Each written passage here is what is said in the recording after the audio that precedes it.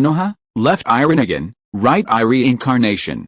Greetings, fellow multiversal adventurers. It's an honor to have you back in this saga that has us all hooked. Official channel statement: this story is 100% epic fiction, so please don't attempt real magic. The results aren't guaranteed and insurance won't cover it.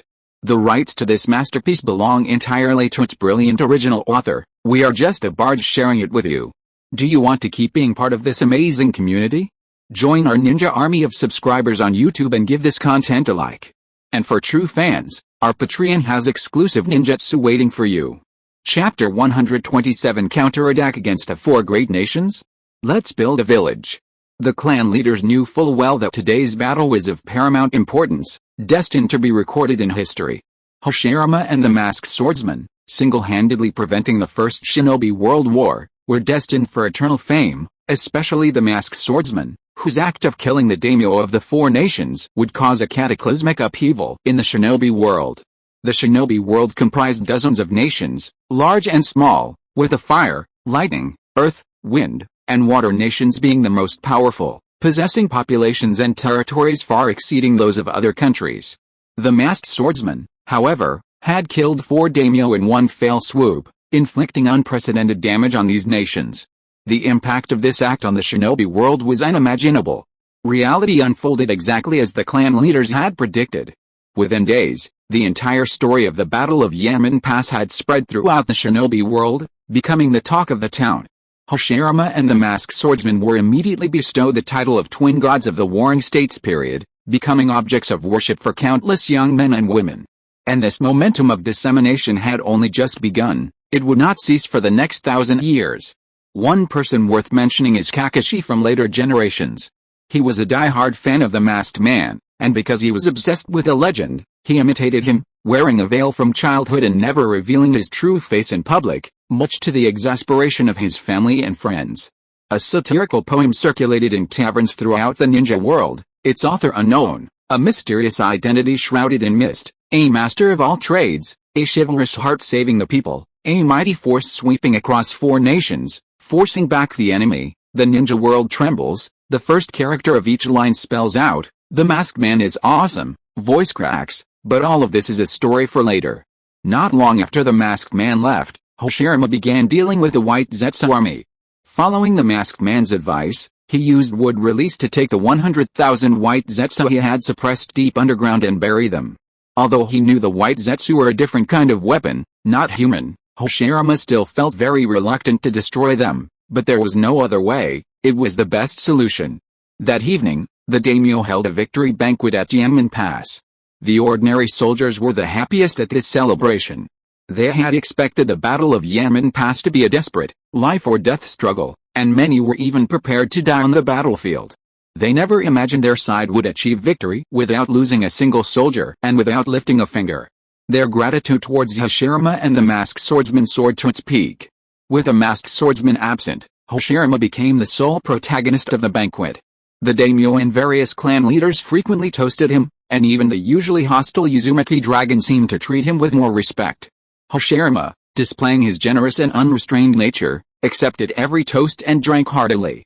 After several rounds of drinks, the daimyo suddenly smiled and said, "Clan leaders, now that the daimyo of the 4 great nations is dead, the 4 nations of wind, lightning, earth, and water will inevitably erupt into internal strife and be leaderless.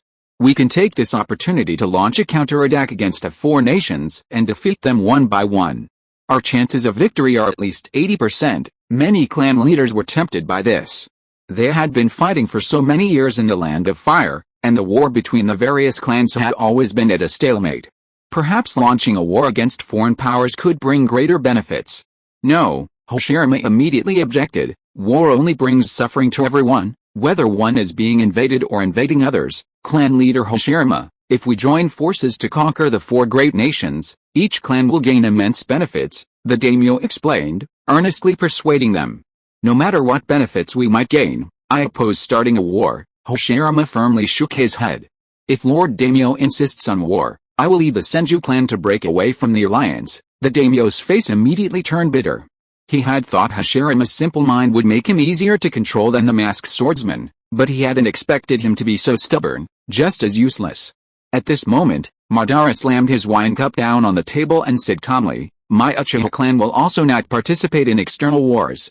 We will return to our clan territory tomorrow." He rarely stood up for Hashirama. In truth, he, like Hashirama, also yearned for peace. The two boys who skipped stones by the river years ago had never changed their initial aspirations. However, Madara had been forced into this situation over the years. The Uchiha and Senju clans had forged a deep-seated blood feud over the past decades. The hatred between the two clans was irreconcilable. They were true sworn enemies. Therefore, no matter how strong a bond between Madara and Hashirama was, and how aligned their ideals were, he could not lead the two clans to ceasefire and peace. The vast majority of the clan members on both sides would not agree. However, Madara could easily make decisions regarding wars against other forces. Since he became the Uchiha clan leader, the Uchiha had never fought a war against any ninja clan other than the Senju clan. "My Uzumaki clan will also return to Uzushio village tomorrow," Uzumaki Ryu added. He only wanted to focus on developing the village and secretly accumulating strength to await the opportunity to establish a nation. If the Land of Fire hadn't faced a crisis of annihilation, he wouldn't have led his clan to participate in the war. Hyuga Tenjin pondered and said, "I suppose the masked elder brother's thoughts are the same as clan leader Hashirama's. He also doesn't want the Land of Fire to declare war on other countries. Otherwise, he wouldn't have allowed the Four Nations Alliance to return safely. Therefore, I also do not support the Land of Fire opening up wars." The daimyo was immediately extremely frustrated. Whether the Land of Fire should open up wars or not, he, a dignified daimyo, had no say in the matter. He was furious. When would he ever be able to truly stand up for himself? "Alright, since none of the clan leaders support it, then forget it," he said helplessly. He wasn't worried about the other clan leaders, but he was afraid of offending Hashirama and causing him to harbor resentment towards him. "Gentlemen, I have an idea, and since all the clan leaders are gathered here today, I hope you will all listen carefully." Hashirama drank the last cup of sake, then suddenly stood up with a serious expression. Facing each clan leader present. "Clan leader Hashirama, please speak freely." With Hashirama's unparalleled strength, he naturally had the right to command the respect of the clan leaders. For decades, our Land of Fire has been embroiled in internal strife. The various ninja clans have been constantly fighting and killing each other, causing not only heavy casualties and deep pain to the ninja clans themselves, but also leaving countless civilians homeless and destitute. Therefore, I sincerely hope that our clans can abandon past prejudices and hatreds, join hands to create a village where all clans are united, and jointly protect the peace of the Land of Fire. Silence. Deathly silence. Not a single clan leader responded. Clan leader Hashirama's suggestion is brilliant. Suddenly, the daimyo slapped his thigh excitedly. "How?" Uzumaki Dragon chuckled coldly twice, then immediately stood up and left. "Farewell, father-in-law." Hashirama hurriedly tried to stop him, but Uzumaki Dragon left without looking back. Chapter 128 The concept of fusing the Rinnegan.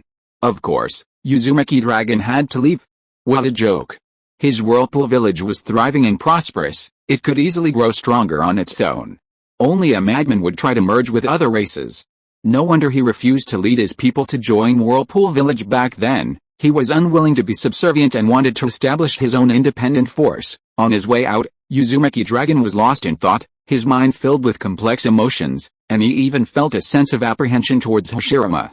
It wasn't that he was petty. In matters concerning the entire clan's interests, even if Hashirama were his son-in-law, or even his own son, he wouldn't completely trust him unconditionally.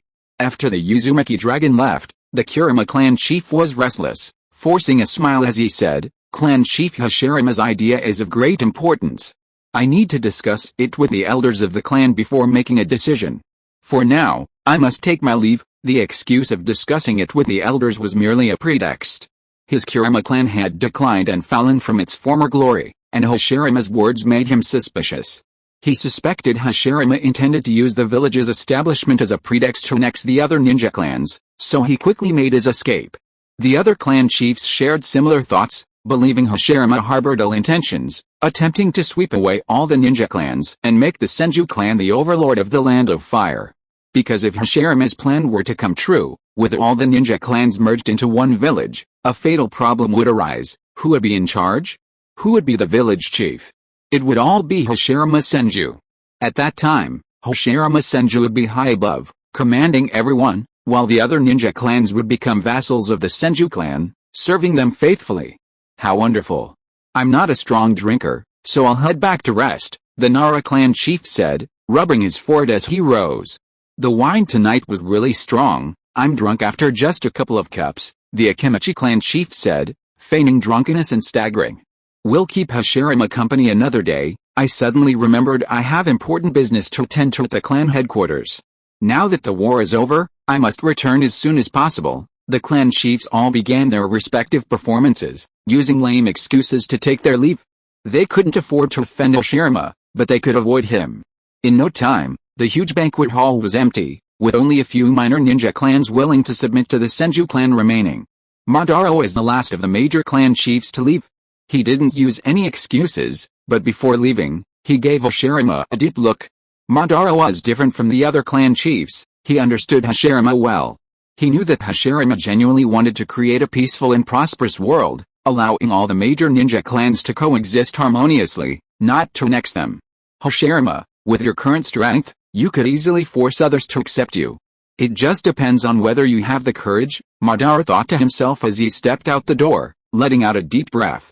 If one day Hashirama possessed the power to forcefully end the chaos of the world and compel the Uchiha clan to unite and build a village, Madara would fight him to the bitter end, even at the cost of his life, simply because he was the head of the Uchiha clan.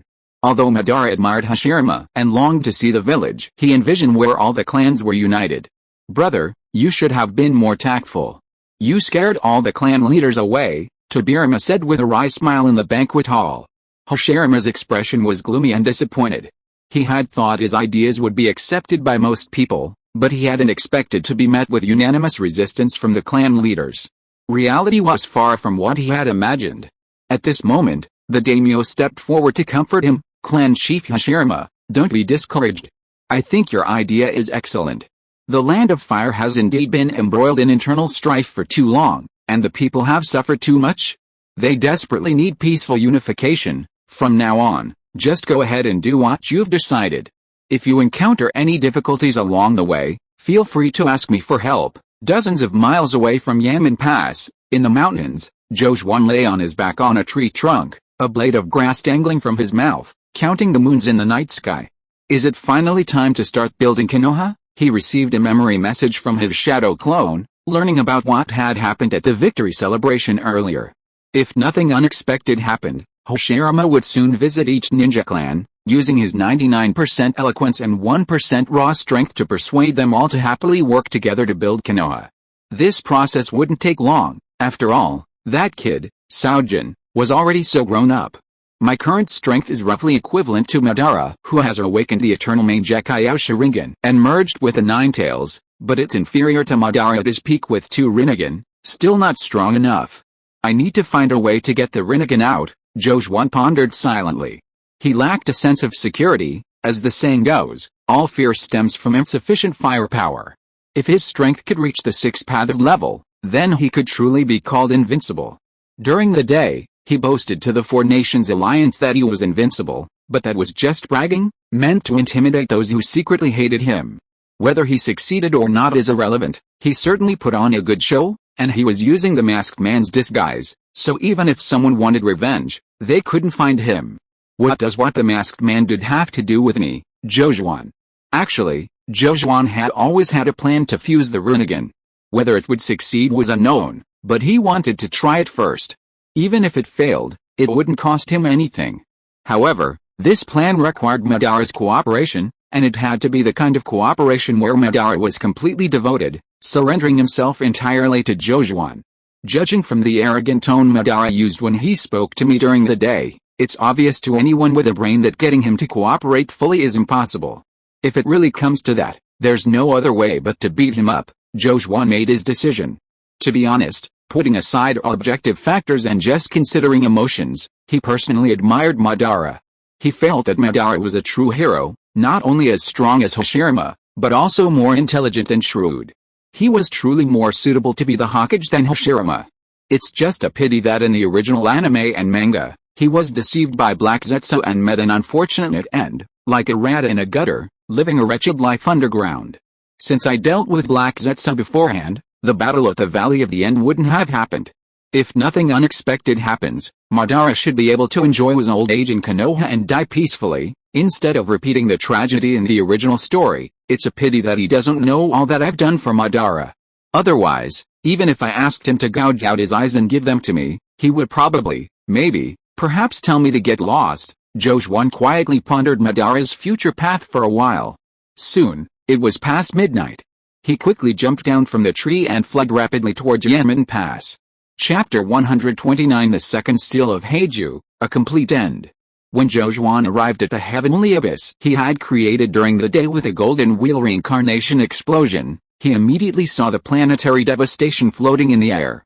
The planetary devastation he created possessed a certain degree of gravity. If unaffected by external forces, it could remain suspended in the air for about 3 to 5 days before collapsing and falling. After all, he was far inferior to the Sage of Six Paths brothers from 1,000 years ago, unable to create a moon with a planetary devastation and float in the sky for 1,000 years without falling. Black Zetsu, I've come to settle things with you, Jojuan thought to himself, leaping onto the surface of the planetary devastation. The planetary devastation was merely a temporary measure he had used during the day to deal with Black Zetsu being blasted into countless drops of ink. It wasn't his ultimate method for sealing him.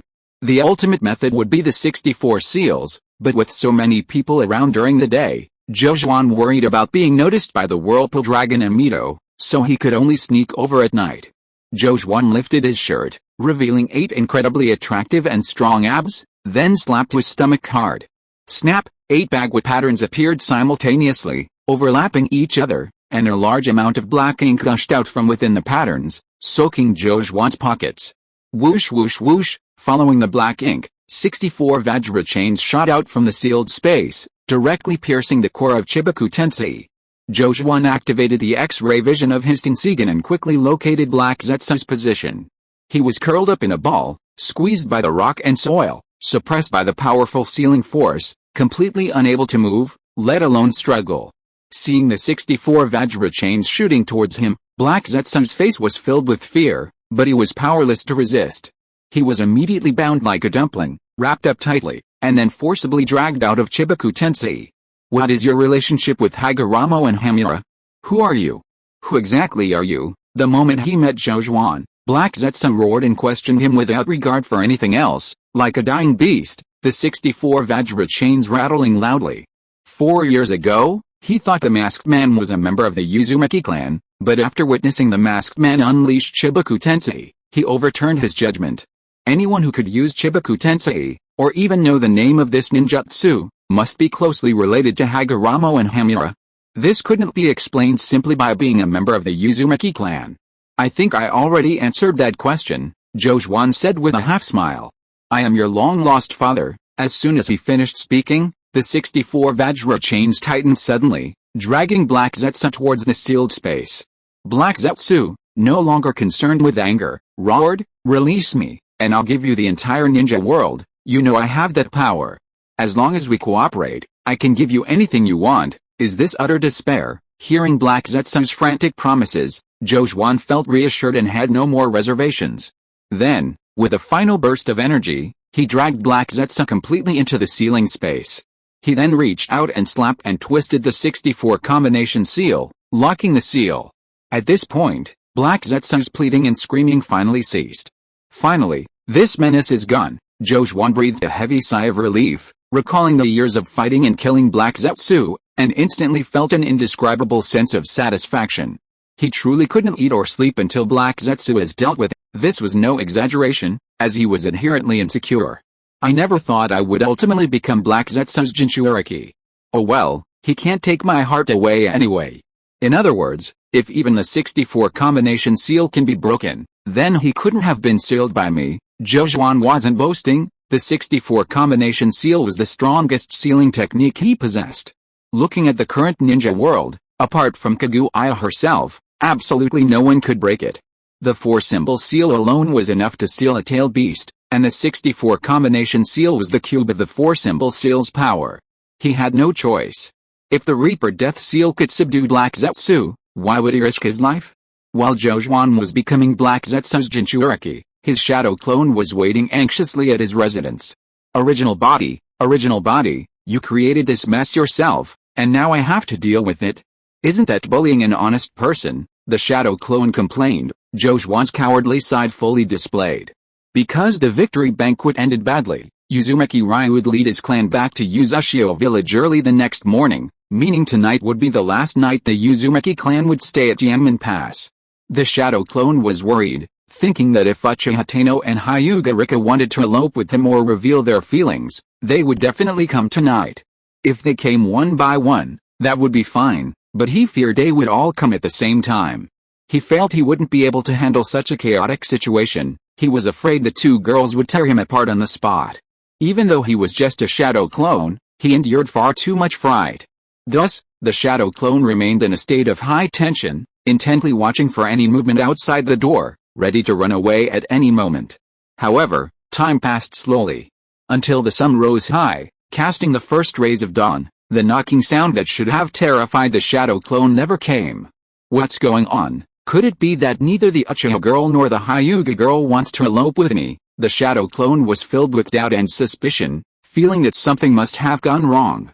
Just as he frowned and pondered, Ashina's voice rang out from outside the door, "Second brother, get ready, we're going back, okay, coming right away." The shadow clone shook his head vigorously, stopping his wild thoughts. Indeed, trying to understand complex matters with his own brain was too much of a strain. Forget it, let's not worry about it. If something really troublesome happens later, let the main body deal with it. With the defeat of the Four-Nation Alliance, the Fire Country's Ninja Alliance collapsed in less than 10 days. Hashirama's bold statement last night frightened many people. The clan leaders, fearing their clans would be swallowed up by the Senju clan, hurriedly fled before dawn. Some ninja clans even carried the carriages themselves because they thought the carriages weren't fast enough. Compared to the smaller ninja clans fleeing in panic, the Uchiha clan remained remarkably calm. Hundreds of Uchiha clan members formed a procession and walked out of Yanmen Pass at a leisurely pace. Everyone can see Hashirama Senju's wolfish ambition. If he dares to force us to become vassals of the Senju clan, we'll fight him to the death, the Uchiha elder said resolutely, immediately inspiring a large number of Uchiha clan members to strongly agree, each one full of fighting spirit. In the crowd, a Uchiha girl with long legs remained silent. If you are listening to this novel on a channel other than Fanfic World, it means it was downloaded and re-uploaded without effort. We warmly invite you to visit our channel, Fanfic World. There you will find the original version of this story and many other novels of various genres. We look forward to seeing you dive into a world of incredible novels. Chapter 130 Chief Fan, long time no see. Tano-senpai, you seem preoccupied. Are you worried about the Senju clan catching up? Izuna asked with concern. Tano glanced at him indifferently, offering no answer. Izuna continued, Tano-senpai, there's no need to worry. Hashirama Senju isn't necessarily invincible. My brother and I, working together, might not be weaker than him. Don't talk to me. I want some peace and quiet, Tano said coldly, exuding an aloof and unapproachable aura. Izuna hesitated, then awkwardly replied, okay. At the front of the group, Madara noticed the commotion around his younger brother and sighed inwardly. How could he, as the older brother, not know Izuna's feelings for Tano-senpai? Romantic relationships are normal, and his younger brother was indeed of marriageable age. Madara should have blessed Izuna, but an outsider's perspective is clear. Madara knew perfectly well that Tano didn't like Izuna, it was evident from her everyday behavior. Tano was extremely aloof and arrogant, no one in the clan could ever earn her respect, not even Izuna, who had awakened the main Gekkai Sharingan. If their relationship continued like this, Izuna was destined to suffer setbacks in love, and Madara didn't know how to dissuade him. Could it be that Tano-senpai isn't worried about the Senju clan, but rather angry because he couldn't kill Uzumaki Jojuan? Izuna silently analyzed the reason for Tano's bad mood. Having been stationed at Yanmen Pass for so many days, he had already learned some information about Jojuan, knowing that he was the second son of Uzumaki Dragon. Knowing Jojuan's identity gave Izuna a headache. The son of Uzumaki Dragon wasn't someone who could be killed casually, and a mishap could bring great trouble to the Uchiha clan. He had originally planned to kill Jojuan silently after the fall of Yanmen Pass, taking advantage of the chaos. However, a masked man suddenly appeared, and the masked man and Hashirama easily overwhelmed the Four-Nation Alliance, preventing any real chaos. Then, at dawn, his Uchiha clan began their return journey, naturally finding no opportunity to kill Jojuan. There's no other way. It seems I can only use my main Gekkyou Sharingan to silently curse and kill Uzumaki Jojuan, Izuna thought to himself, deciding to go all out. His curse-killing technique was indeed powerful, but it had a very long cooldown. He had originally intended to save it for Tobirama, but now, to win Tano's heart and avenge her, he couldn't care less about anything else. Just as Izuna was about to signal to his elder brother to leave the clan and take Uzumaki Jojuan's life, hundreds of Uchiha clan members suddenly stopped in their tracks. "What's going on?" Izuna asked in surprise, looking up to see a figure blocking the path.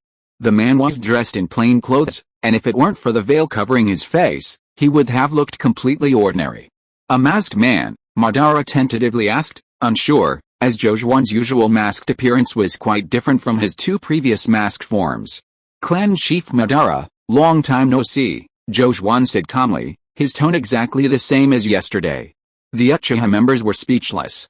"We just saw each other yesterday, how can you say it's been a long time?" Madara scoffed, becoming wary and realizing the man's ill intentions. "I feel like I haven't seen you for a day in ages, do you think it's been a long time?" Jojuan began rambling, trying to provoke Madara's anger so that his chakra would circulate more intensely, which was crucial for his fusion with the Rinnegan. Jojuan knew perfectly well that Madara, given his nature, wouldn't cooperate with his Rinnegan fusion. He was destined to beat him into submission today. He didn't feel like he was bullying anyone, after all, he had risked his life to seal Black Zetsu, changing Madara's tragic future. The only price he received was a beating, which was completely harmless. Moreover, this could be considered revenge for the ambush he led on his sister's bridal sedan chair years ago.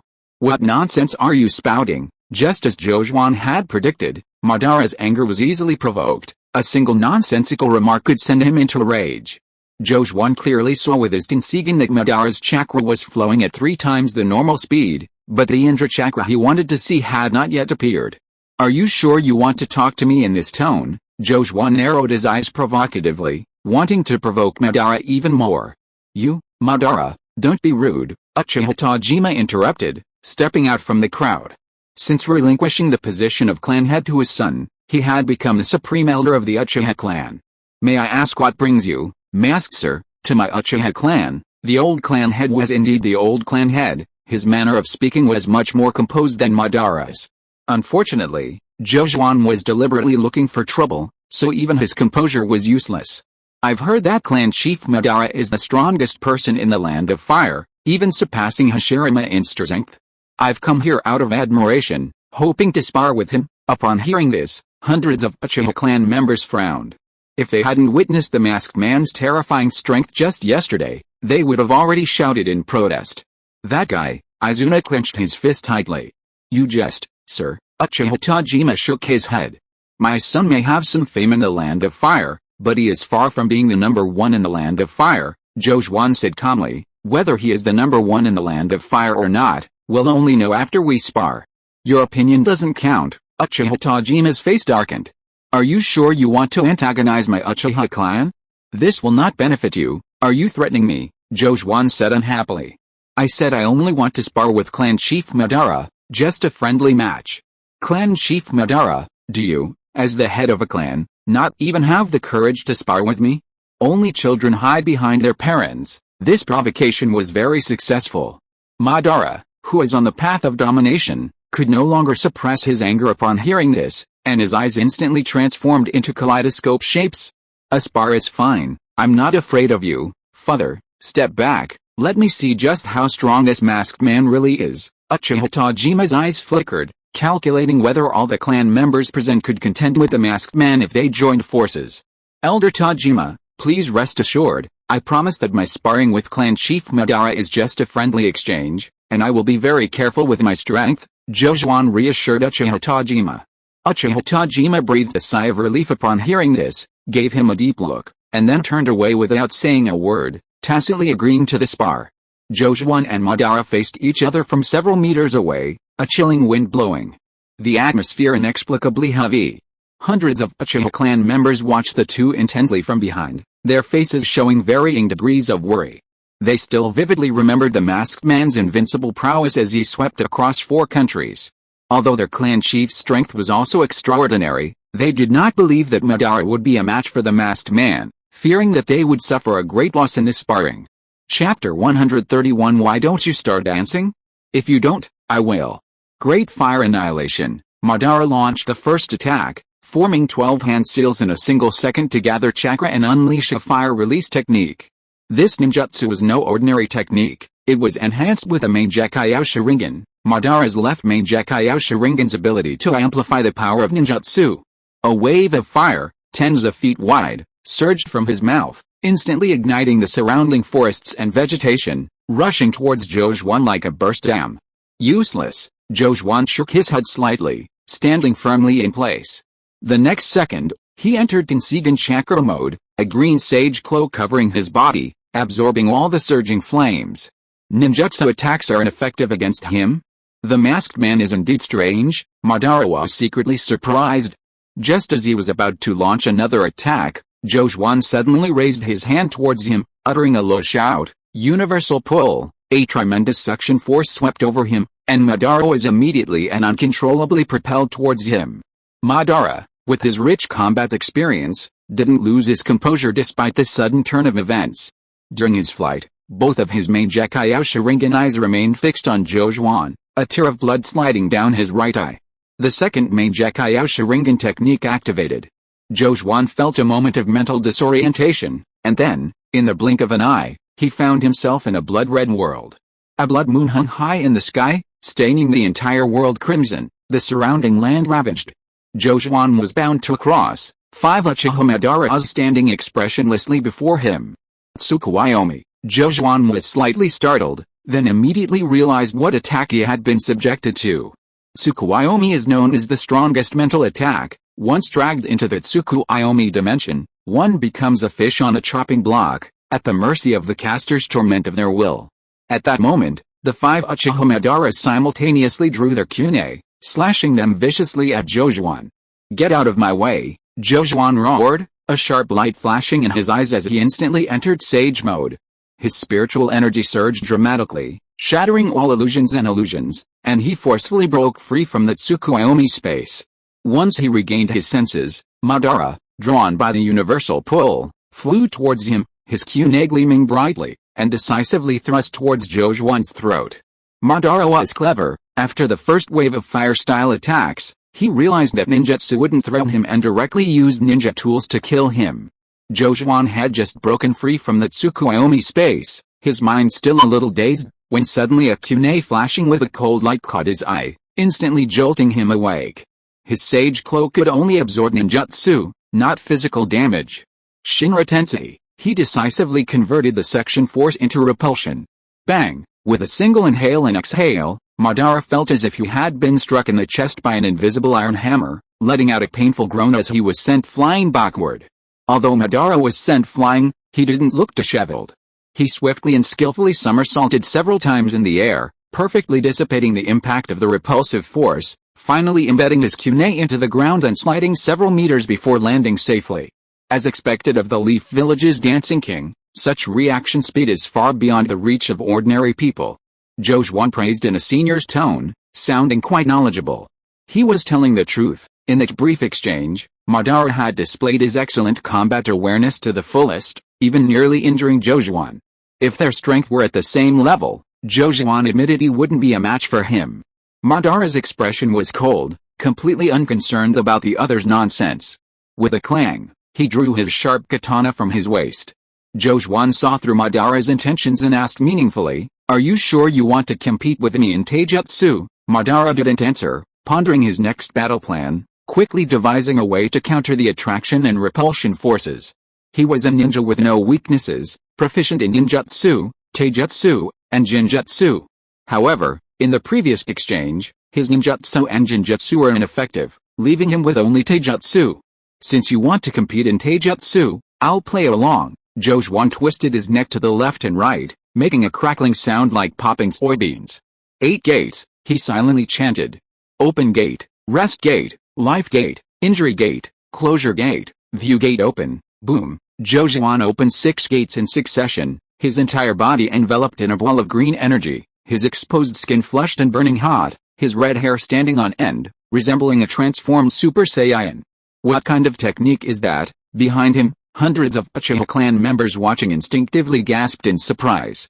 Jojuan's current appearance was truly frightening, as if he had unleashed his full potential. Even from a distance of hundreds of meters, everyone could feel the immense pressure emanating from him.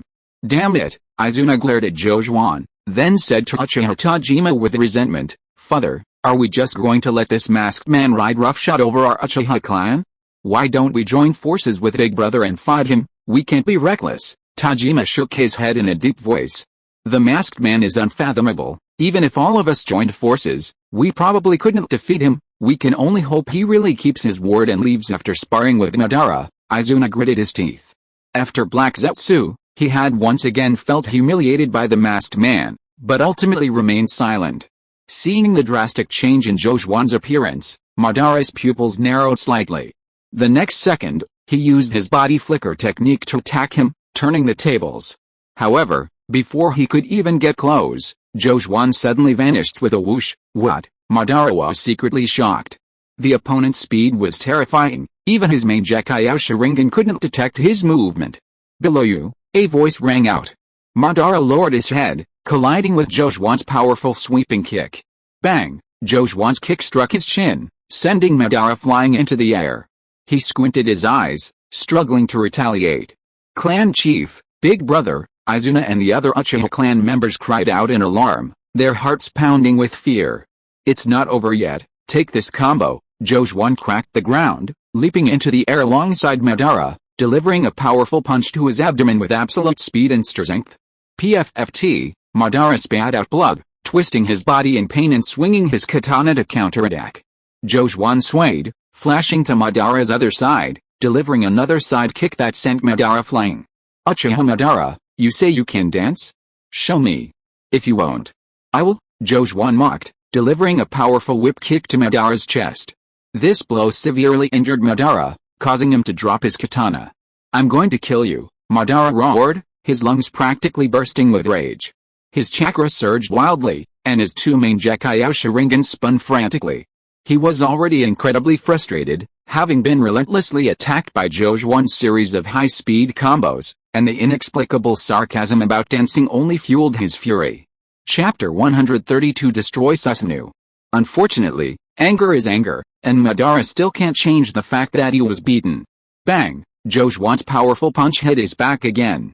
Madara felt as if his whole body was about to fall apart, and his whole body continued to shoot into the sky. Jojuan clung to him like a maggot attached to his bones, and gave him the final blow. He spread out his hands to hold Madara's feet, and clamped his legs around Madara's upper body. He held Madara and spun rapidly in the air, causing him to fall towards the ground with his head and feet on his head. Balayanhua. Just before landing, Jojuan used the teleportation technique to jump away. Boom! There was a loud noise, the ground trembled, and smoke and dust spread out. Brother, Izuna couldn't bear it anymore and wanted to rush forward to support Madara, but was held tightly by Tajima.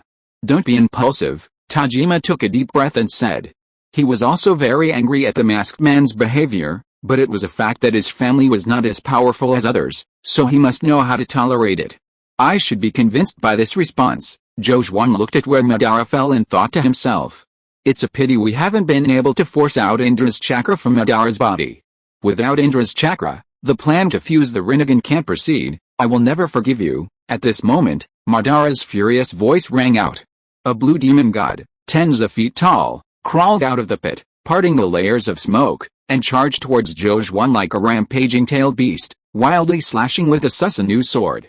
The fourth form of Susanoo, is it? Jojuan recognized the form of the Susanoo in front of him at a glance. Not even the complete form? Madara, you are really too weak now, Jojuan sighed inwardly. He had to admit that the current Madara is worlds apart from the Madara of the Fourth Shinobi World War in the original story. Back then, Madara could even activate the complete form of Susanoo with just shadow clones, as strong as a war god, bringing chilling fear to the Five Cage. Whoosh! With his extreme speed, Jojuan dodged the edge of the Susanoo sword in a flash. Boom! A crack tens of meters long was cleaved in the ground, sending rocks flying. What are you dodging for? You think you're so strong? Come and fight me head-on, Madara roared, His rage off the charts, completely enraged, controlling Susanoo to launch a relentless and fierce attack. Boom boom boom boom. Compared to Susanoo, Jojuan seemed like a tiny ant, using super fast taijutsu to dodge the attacks continuously. The ground beneath his feet shattered, and in no time, the entire surrounding dense forest was reduced to ruins. The Uchiha clan members watching from afar were so tense that they didn't dare to breathe, wondering how this sparring between the two would ultimately turn out. As you wish, Morning Peacock. After dodging the Susanoo's sword strike once again, Jojuan leaped high into the air, his fists striking out at speeds beyond human limits. His fists created flames from the friction with the air, and in just a few breaths, countless fiery fists poured down on Susanoo like a flood bursting its banks. Bang bang bang bang. At first, Madara could still control Susanoo to extinguish the fiery fists, but as the number of fiery fists increased, he gradually lost his grip. First, the Susanoo sword in his hand snapped, and then the massive body of Susanoo was sent flying backward, heavily embedded in a rock wall. Madara has already lost this sparring match. Please, Masked Lord, show mercy, Tajima admitted defeat. Jojuan ignored him and continued to fiercely unleash his fiery fists, his hands moving so fast that they created a series of afterimages, becoming like a machine gun. Bang bang bang, under the ferocious onslaught of the fiery fists, cracks appeared on the surface of Susanoo.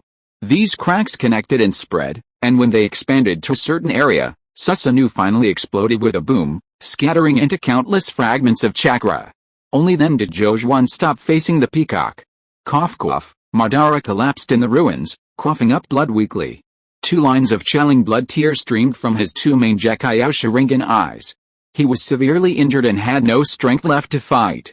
I'm sorry, Madara-sama. I didn't mean to humiliate you. I have my reasons for fusing with the Rinnegan, and it's for your own good, Jojuan sighed inwardly, feeling quite guilty. He had a ticking time bomb, Black Zetsu, sealed within him. Although he didn't think Black Zetsu could cause any trouble, he had to improve his strength as much as possible for safety's sake. After apologizing to Madara in his mind, Jojuan flashed to his side in a blink of an eye. Madara looked up and glared at him, his resentment undisguised. Give me a few more years, and I will definitely surpass you, Madara said coldly, each word distinct. Even though he was beaten black and blue, he didn't utter a single word of surrender to Jojuan. Give me a few years, and you really have surpassed me, Jojuan muttered to himself, but his mouth held a contemptuous sneer as he looked down at Madara. Hell, if you're foolish enough to want to kill me, then keep hating, resenting, and even being hostile towards me, and live an ugly life, just to eke out a living in my shadow. Madara froze. The next moment, an unprecedented, overwhelming rage erupted from the depths of his heart, and his chakra surged wildly towards his 2 main Gekkyou Sharingan. At this moment, Jojuan's gaze suddenly sharpened. As Madara's emotions fluctuated violently, he finally used the power of the Tenseigan to see Indra's chakra in Madara's spiritual space. It was a man with long brown hair who seemed to realize that his presence had been discovered, and he stared at Jojuan with a cold expression. Found you, Jojuan breathed a sigh of relief. His guess was correct. The so-called reincarnations of Indra and Ashura were, in essence, inhabitants of Indra's chakra aggregate and Ashura's chakra aggregate. Their existence is similar to that of the tailed beasts, which are also chakra aggregates. However, unlike the tailed beasts, the chakra aggregates of Indra and Ashura each find a host to reside in. After the host of that generation dies, they will find the next generation of hosts, and so on, forming what is called reincarnation. It is worth mentioning that each generation of hosts is influenced by the chakra aggregate, causing their personalities to become similar to those of Indra and Ashura. Just as Jojuan was about to make a move against Indra's chakra, "Get out of the way," a roar sounded from behind. Izuna instantly activated Susanoo. The color of his Susanoo was different from Madara's, it was deep red. He hurled the Totsuka sword fiercely, shooting straight towards Jojuan's back.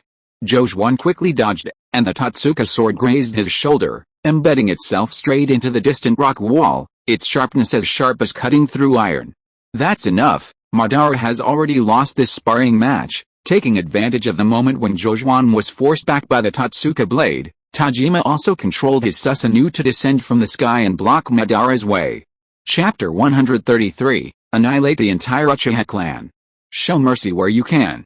Please, sir, stop making things difficult for our clan leader, Hundreds of Uchiha clan members stepped forward towards Jojuan in unison, speaking in unison.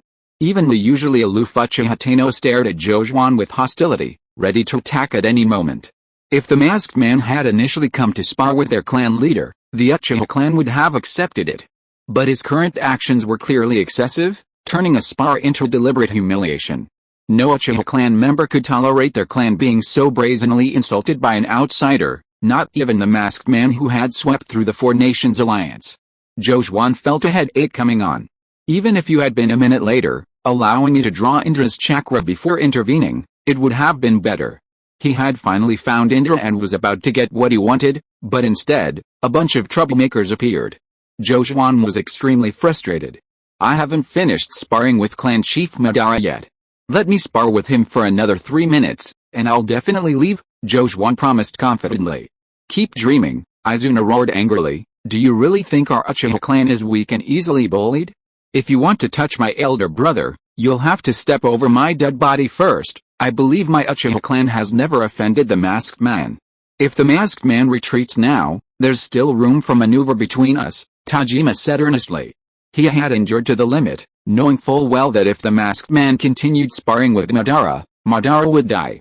I won't harm Clan Chief Madara's life, Jojuan emphasized again, just let me spar with him for 3 more minutes. After 3 minutes, I'll leave immediately, Tajima frowned.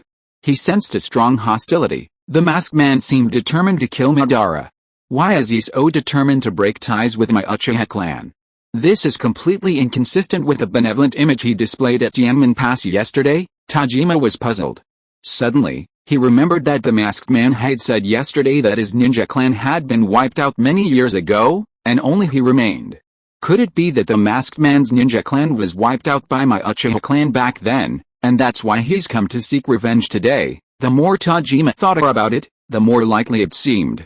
This would explain why the other party was so determined to antagonize his clan. During the decades of war, the Uchiha had indeed wiped out many ninja clans, but Tajima couldn't even remember the exact number. Everyone, attack together and kill the masked man. At this moment, Izuna gave the order fiercely, thinking that since the other party had already broken ties, they might as well be more ruthless. Kill. Izuna's status in the clan was second only to Tajima and Madara, so after he said this, hundreds of Uchiha clan members who had been suppressing their anger instantly rushed forward, drawing their weapons to surround and attack. Having witnessed Madara's fight with him, everyone understood that ninjutsu was ineffective against the masked man, only taijutsu could harm him. Therefore, no one wasted their energy using ninjutsu. I didn't want to start a big fight, but you forced me to. Looking at the hundreds of Uchiha clan members before him, their killing intent surging. Jojuan couldn't help but recall the years ago when he was gouged out of eyes on the battlefield and the Uchiha shouted at him to kill him. That was his lost youth. No one can shout at me to kill anymore. Jojuan took a deep breath, and the next second, his eyes sharpened. His youth was gone, but he still had a path to walk. The Rinnegan was his next step. Boom! Jojuan stomped on the ground, crushing it beneath his feet. And with an aura of I will go even if there are thousands of people against me, he plunged into the midst of the Uchiha clan. With 6 gates open, Jojuan's speed and power reached an unbelievable level. He transformed into a humanoid Tyrannosaurus Rex, rampaging through the crowd, no Uchiha clan member able to withstand a single blow. Jonin and Elite Jonin alike were instantly defeated by his iron fists. Bang bang bang bang bang, the dull thuds of fists striking flesh echoed continuously. Wherever Jojuan passed, Uchiha clan members were sent flying one after another, densely packed like dumplings being dropped into a pot, a visually stunning sight. The masked man's taijutsu is too strong, practically invincible. Tajima was shocked and moved. He had always thought the masked man was only strong in ninjutsu, but his taijutsu was also incredibly formidable. We can't let him run rampant anymore, we must stop him. Tajima steeled himself, forced to treat the masked man as a mortal enemy, his 2 main Gekkyou Sharingan eyes fixed on him. It's worth mentioning that Tajima's main Gekkyou Sharingan, like his 2 sons, was awakened years ago by Black Zetsu. Back then, witnessing Black Zetsu gouge out the eyes of all his dead clansmen, he was overcome with grief and anger, and in a moment of impulsiveness, he awakened his main Gekkyou Sharingan. His left eye's main Gekkyou Sharingan technique is Amaterasu, and his right eye's is Yosakuni no Magatama. Both techniques possess immense power for targeted killing, because when he awakened them, his mind was consumed with thoughts of how to kill Black Zetsu. Amaterasu, Tajima silently chanted, a tear of blood streaming from his left eye. At the same time, as he swept through the crowd, his body suddenly burst into flames without warning, the scorching heat causing him to grimace in pain. This wasn't the first time he'd been burned by Amaterasu. The last time, he had used Izanagi to escape death. The sage's cloak can absorb ninjutsu, but it can't absorb Amaterasu. Success. Tajima was overjoyed.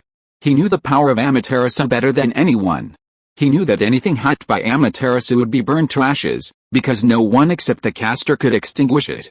Even someone as strong as the masked hero certainly couldn't extinguish Amaterasu. The joy on Tajima's face only lasted for a moment before it froze. Shinra Tensei, Jojuan manipulated the repulsive force, easily repelling the black flames clinging to his body. Amaterasu only burned him for less than a second. This slight burn was even less than the damage caused by opening the 8 gates. Under the influence of Sage Mode, it healed instantly. You burned me? I'll knock you down first. Jojuan stared at Tajima, about to turn around and fight him. Curse kill. Izuna also activated his main Gekkyou Sharingan, a tear of blood streaming down his right eye. Back when Tano was kidnapped by Black Zetsu, Izuna, in a fit of rage, activated his main Gekkyou Sharingan. His left eye's main Gekkyou Sharingan technique was speed amplification, while his right eye's was curse killing. He originally intended to use this technique to kill Uzumaki's Hyakugan to win Tano's favor, but now, to deal with the masked man, he had no choice but to spare Uzumaki's Hyakugan and use his strongest technique on the masked man. Ugh, PFFT. Hyakugan suddenly felt a strong palpitation, a sharp pain in his brain as if pierced by a steel needle, and he staggered, spitting out a mouthful of blood. Chapter 134. Did I consider myself to have cheated on Izuna? That move again. Jojuan instantly knew who had injured him and turned to look at Izuna. Years ago, when he used a shadow clone to disguise himself as Black Zetsu, he was also unwittingly and severely injured by Izuna using this move. However, back then, with a shadow clone acting as a buffer, the damage he suffered wasn't as great as it was now. I have to see what kind of monstrous eye technique you have, Jojuan thought to himself, immediately abandoning the group of Uchiha clan members and Tajima, turning back to fight Izuna. One thing worth mentioning is that Izuna's move injured his spirit. Unlike simple physical injuries, spiritual injuries are difficult to heal with Sage Chakra. You actually couldn't kill him. Izuna was greatly shocked to see the masked man withstand his eye technique head-on, only spitting out a mouthful of blood before being completely unharmed. Soon, the intense crimson light in his eyes suppressed his shock, and his expression was replaced by anger. Today I will kill you, sword, come. Susanoo stretched out his hand, and the Totsuka sword, embedded in the rock wall not far away, flew back into his hand. Izuna manipulated Susanoo to grip the hilt tightly with both hands, unleashing a powerful strike with a force to split mountains and cleave the earth, slashing down at Jojuan. Jojuan used the power of his Tenseigan to its fullest extent, clearly catching the trajectory of the Totsuka sword slash. With a fierce shout, he raised both hands above his head, accurately catching the blade with his bare hands. Boom! The powerful impact shattered the ground beneath Jojuan's feet, burying him from the knees down in the mud. Die! Oh! Izuna roared repeatedly, completely berserk, the terrifying power causing Jojuan's thighs to gradually be buried in the mud as well. The Totsuka sword is a spiritual weapon formed from chakra, far more powerful than an ordinary Susanoo sword. It only needs to cut a little flesh from an enemy to drag them into a dreamlike Jinjutsu world and seal them forever. Therefore, Izuna had no other desires but to cut a wound on the masked man. You're far from being as strong as me, Jojuan sneered. He only wanted Indra's chakra from Madara and didn't want to delay any longer. 8 gates, Gate of Shock, the 7th gate opened, and the green energy emanating from his body instantly transformed into blue steam, like a blue beast. Shatter! Jojuan uttered a single word, his hands gripping the Totsuka blade, tightening the grip. With a loud bang, the Totsuka blade was instantly crushed, shattering into countless chakra fragments that scattered and fragmented. How is this possible? Seeing the Totsuka blade destroyed, Izuna's eyes showed undisguised horror. If the masked man had used ninjutsu to shatter the Totsuka blade, he could accept it, but he had crushed it with his bare body. What terrifying physical strength was this? More terrifying than a tailed beast. In a clash of titans, victory or defeat is often decided in an instant. As Izuna trembled in horror, Jojuan, with the speed of breaking the sound barrier, flashed to his chest and delivered a devastating punch. Boom! This Susanoo, capable of close combat with tailed beasts and seemingly indestructible, followed in the footsteps of the Totsuka blade, shattering instantly with a single blow. Izuna coughed up blood and flew backward, but before he could land, Jojuan caught up, grabbing his collar and lifting him into the air. "Do you submit?" Jojuan asked. Blood trickled from Izuna's lips as he resolutely declared, "My Uchiha clan members can be killed, but not humiliated." "Good, you certainly have backbone." If Izuna were to yield now, Jojuan would only despise him. A person who can only be destroyed, not defeated, deserves respect. Then, Jojuan gathered a ball of green chakra in his palm and plunged it directly into Izuna's chest. Ugh! Izuna groaned, the struggle on his face vanishing quickly, replaced by confusion. That ball of chakra could control the will and actions of others, and also acquire their thoughts. Tonari had used this technique on Hinata twice. Over the years, Jojuan's development of the Tenseigan was in no way inferior to Tonari's. A short while later, Jojuan finished reading Izuna's thoughts and finally understood what kind of eye technique he had awakened. He wasn't wrong, Izuna's eye technique did indeed possess the ability to curse from a distance. By sensing the opponent's chakra fluctuations, it could directly apply the power of the curse to the opponent's mind. Simply put, this technique was equivalent to a mental shock. If the opponent's mental strength was weaker than his own, it could erase their will. Even if the opponent's mental strength was equal to his own, it could cause mental collapse, leading to brain death or, at best, becoming an idiot. Of course, if the opponent's mental strength was stronger than his own, it could only cause mental trauma, not fundamental damage. Furthermore, this eye technique had a very long cooldown period. It required 3 years to recover the eye power after each use. Luckily, my mental strength isn't weak, and I was in sage mode, otherwise I might have been seriously injured by you. Jojuan was still shaken, his head was still throbbing. Besides developing his Tenseigan and training in the 8 gates, Jojuan had also been practicing Jinjutsu and sage techniques for the past 4 years.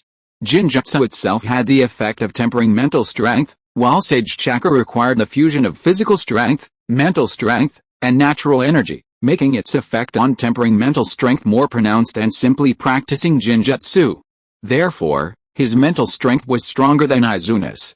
To be honest, this kind of curse-killing eye technique is quite useless. It's not as good as Mikoto Matsukami, Jojuan thought to himself.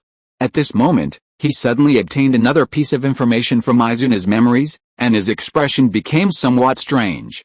This idiot actually wanted to kill me all along. Jojuan was stunned. He learned that Izuna, in order to avenge Uchiha Tenno, secretly harbored murderous intentions towards him and had been thinking about how to kill him without alerting Uzumaki Ryu. For this, he had even considered using the curse-killing eye technique of the main Gekkai Sharingan. Knowing someone wanted to kill him, Jojuan should have been furious, but now he felt a bit amused and even sympathetic towards Izuna. This is a misunderstanding. Tenno never intended to seek revenge. Instead, he wanted to elope with me. Izuna, trying to win Tenno's favor, became a lowly lapdog, all while remaining completely unaware. Does this count as NTRing him? Jojuan thought that if he were truly just a special chunin, and Izuna killed him, and Izuna excitedly ran to Tenno to report the good news. Only for Tenno to suddenly activate his main Gekkai Sharingan and fight Izuna, it would definitely be an extremely melodramatic scene. Indeed, beauty is a curse, the ancients were right. Enough already, masked man. Suddenly, a roar rang out. Tajima, controlling his Susanoo, leaped into the air, his fist, as large as a small mountain, crashing down fiercely. A Susanoo that's not even fully formed dares to show off in front of me. Jojuan casually tossed Izuna aside like a dead dog and head-on rammed into Susanoo. Chapter 135 Senior Indra, have you considered having someone else reincarnate? The fist of the whirling creature was completely disproportionate to the fist of the Susanoo, like a tiny toothpick. Yet, when the two collided, the toothpick held an overwhelming advantage. Boom! With a deafening roar, the shockwave swept in all directions, and the entire arm of the Susanoo was shattered into countless chakra fragments. Damn it! Tajima was numb with grief and anger. His Uchiha clan Susanoo was clearly incredibly powerful, even capable of close combat with tailed beasts. Yet it was as fragile as paper in front of the masked man, shattering at the slightest touch. At this moment, Tajima felt utter despair. The masked man was simply invincible. If he was truly determined to annihilate the Uchiha clan, no one could stop him. After shattering Susanu's arm, Jojuan didn't stop. He leaped forward and delivered a follow-up kick, slamming heavily into Susanu's chest. Tajima was instantly propelled backward by the powerful force, leaving a chasm over 100 meters long as he crashed through the ground, smashing countless rocks along the way. The Uchiha clan members rushed to help Tajima, their hearts filled with grief and despair they had never felt before. Masked hero, you have insulted my Uchiha clan without cause. This banditry is far worse than yesterday's Four Nations alliance. What right do you have to call yourself a hero? The Uchiha elder angrily questioned. Jojuan, not wanting to waste words, calmly said, I've already said, I only wanted to spar with clan chief Madara, and he agreed. You attacked me first, forcing me to retaliate. The Uchiha elder nearly lost his temper upon hearing this, feeling the other party was even more unreasonable than a rogue. Anyone with eyes could see the masked man was deliberately causing trouble, yet he dared to portray himself as the victim, utterly hypocritical. Everyone, step back. In the distance, Madara stumbled to his feet, his two main Gekkyou Sharingan eyes fixed intently on Jojuan. Clan chief, Madara said in a deep voice, masked man, if you have a problem, come at me. If you want to spar, I'll spar with you to my heart's content. Don't make things difficult for my clansmen. Although Madara was seething with hatred, he tried his best to remain calm, not displaying his usual arrogant and domineering style. Today's beating had taught him restraint.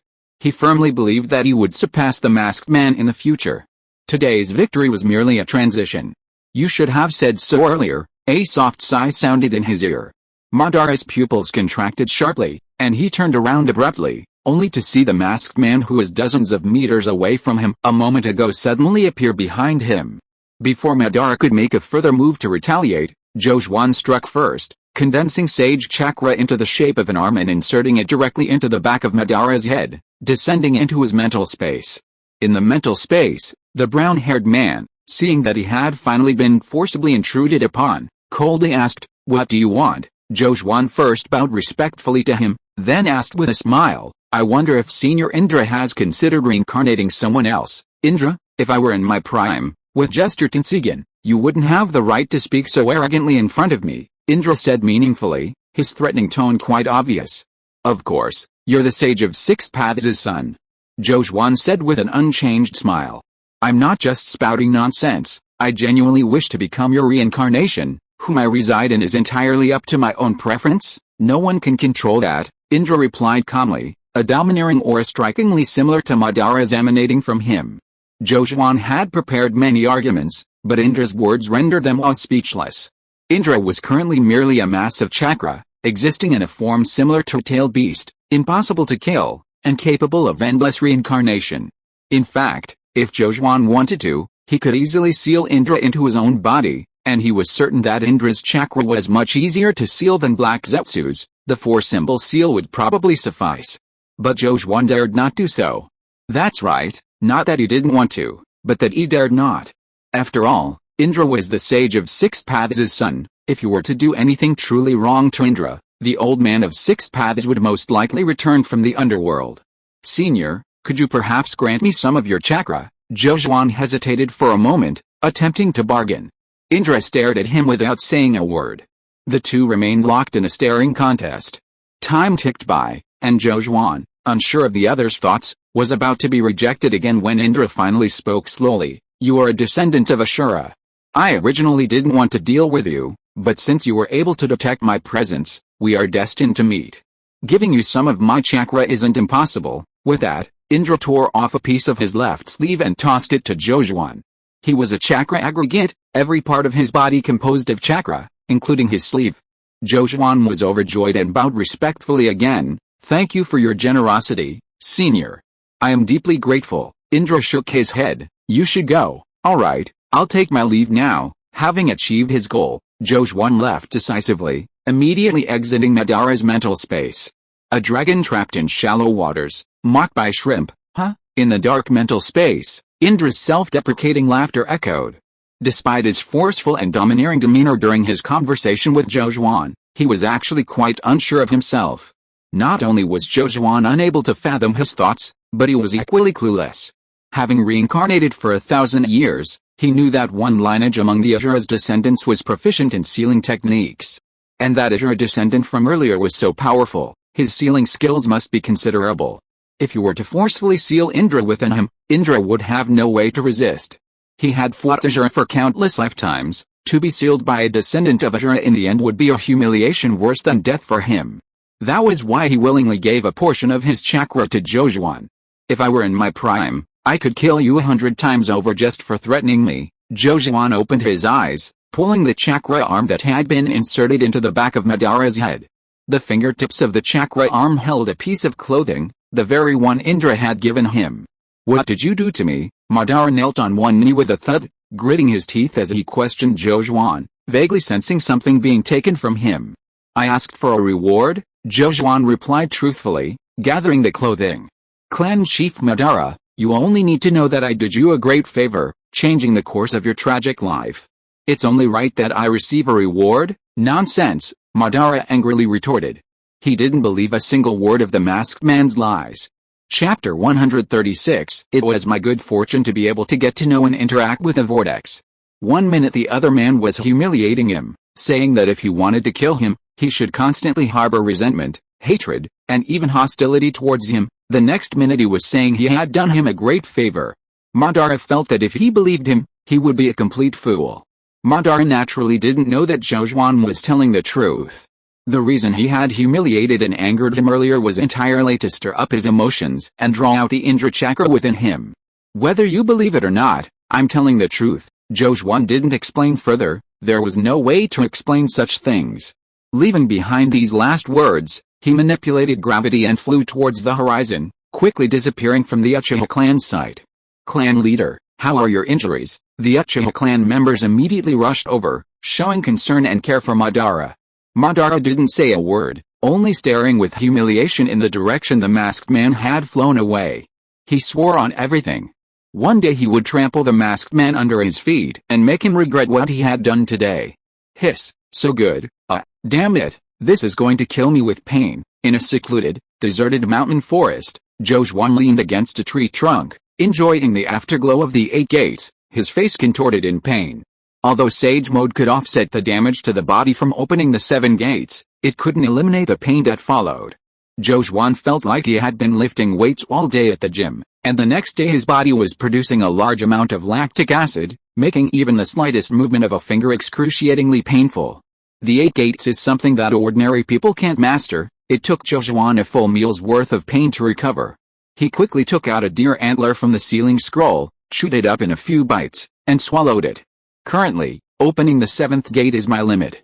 Once all 8 gates are opened, even in Sage Mode, my body will collapse and I will die, unless I can master yin-yang release and reshape my physical body, Jojuan thought to himself.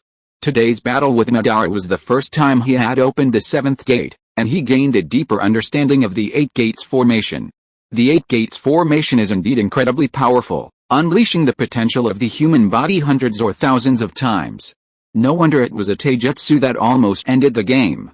Jojuan even felt that if he were to face Might Guy with all 8 gates open, his only option would be to run away. There was no way around it, the speed was too fast. Before he could unleash the Golden Wheel Reincarnation explosion, the opponent's evening elephant was already aimed at his face. Every move he made could shatter mountains and split the earth. It was utter brute force, pure violence, with no beauty in combat whatsoever. Once I fuse with a Rinnegan, my next step should be to study yin-yang release. Only by mastering yin-yang release can I truly open the 8 gates without taking damage. Jojuan made a plan for himself. Over the past 4 years, he had also studied yin-yang release with the help of truth-seeking balls, but the principles of yin-yang release were too profound and complex, requiring a great deal of effort. He had many other things to study at the time, so he had to temporarily put yin-yang release aside. Now it's different. He has now developed all his ninjutsu, taijutsu, jinjutsu, sage techniques, and the Tenseigan to near perfection. If he could successfully fuse the Rinnegan, he would be completely perfect, and he would have plenty of time to delve into yin-yang release. I'll deal with yin-yang release later. Right now, the most urgent thing is to find a place to fuse the Rinnegan. Jojuan had originally planned to return to the laboratory to fuse the Rinnegan, but after a second thought, He changed his mind and decided to go to the Shikatsu forest. The Rinnegan fusion plan was still just a concept, its success was uncertain. If anything went wrong during the fusion process, the Slug Sage could be of great help. Moreover, he had told the Slug Sage 2 days ago that he wanted to stop the First Shinobi World War, and 2 whole days had passed. She must be quite worried about him. The dark and damp Shikatsu forest.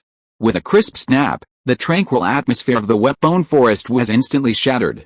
The slug immortal, like a little girl separated from a friend for many days, exclaimed in a bright, cheerful voice, "Jojuan, you're back." "Yes, I'm back," Jojuan replied with a smile. Dealing with a simple and innocent slug immortal made him feel very relaxed. "How did the war go?" the slug immortal asked impatiently. "I successfully stopped it. The armies of the 4 great nations withdrew yesterday. I extinguished the flames of war as soon as they started." Jojuan recounted the previous day's battle to the slug immortal as if telling a story, exaggerating his heroic deed slightly. The slug immortal listened intently, especially when she heard about the more than 20 clan leaders from the 4 nations surrounding and attacking Jojuan. She was so tense that she didn't even dare to breathe. "Finally, I used the sage techniques taught to me by my senior to kill all the high-ranking officials of the 4 nations who advocated war, along with the daimyo and clan leaders, thus forcibly stopping this war that could have engulfed the entire ninja world. Uzumaki Shōsō, you are truly amazing.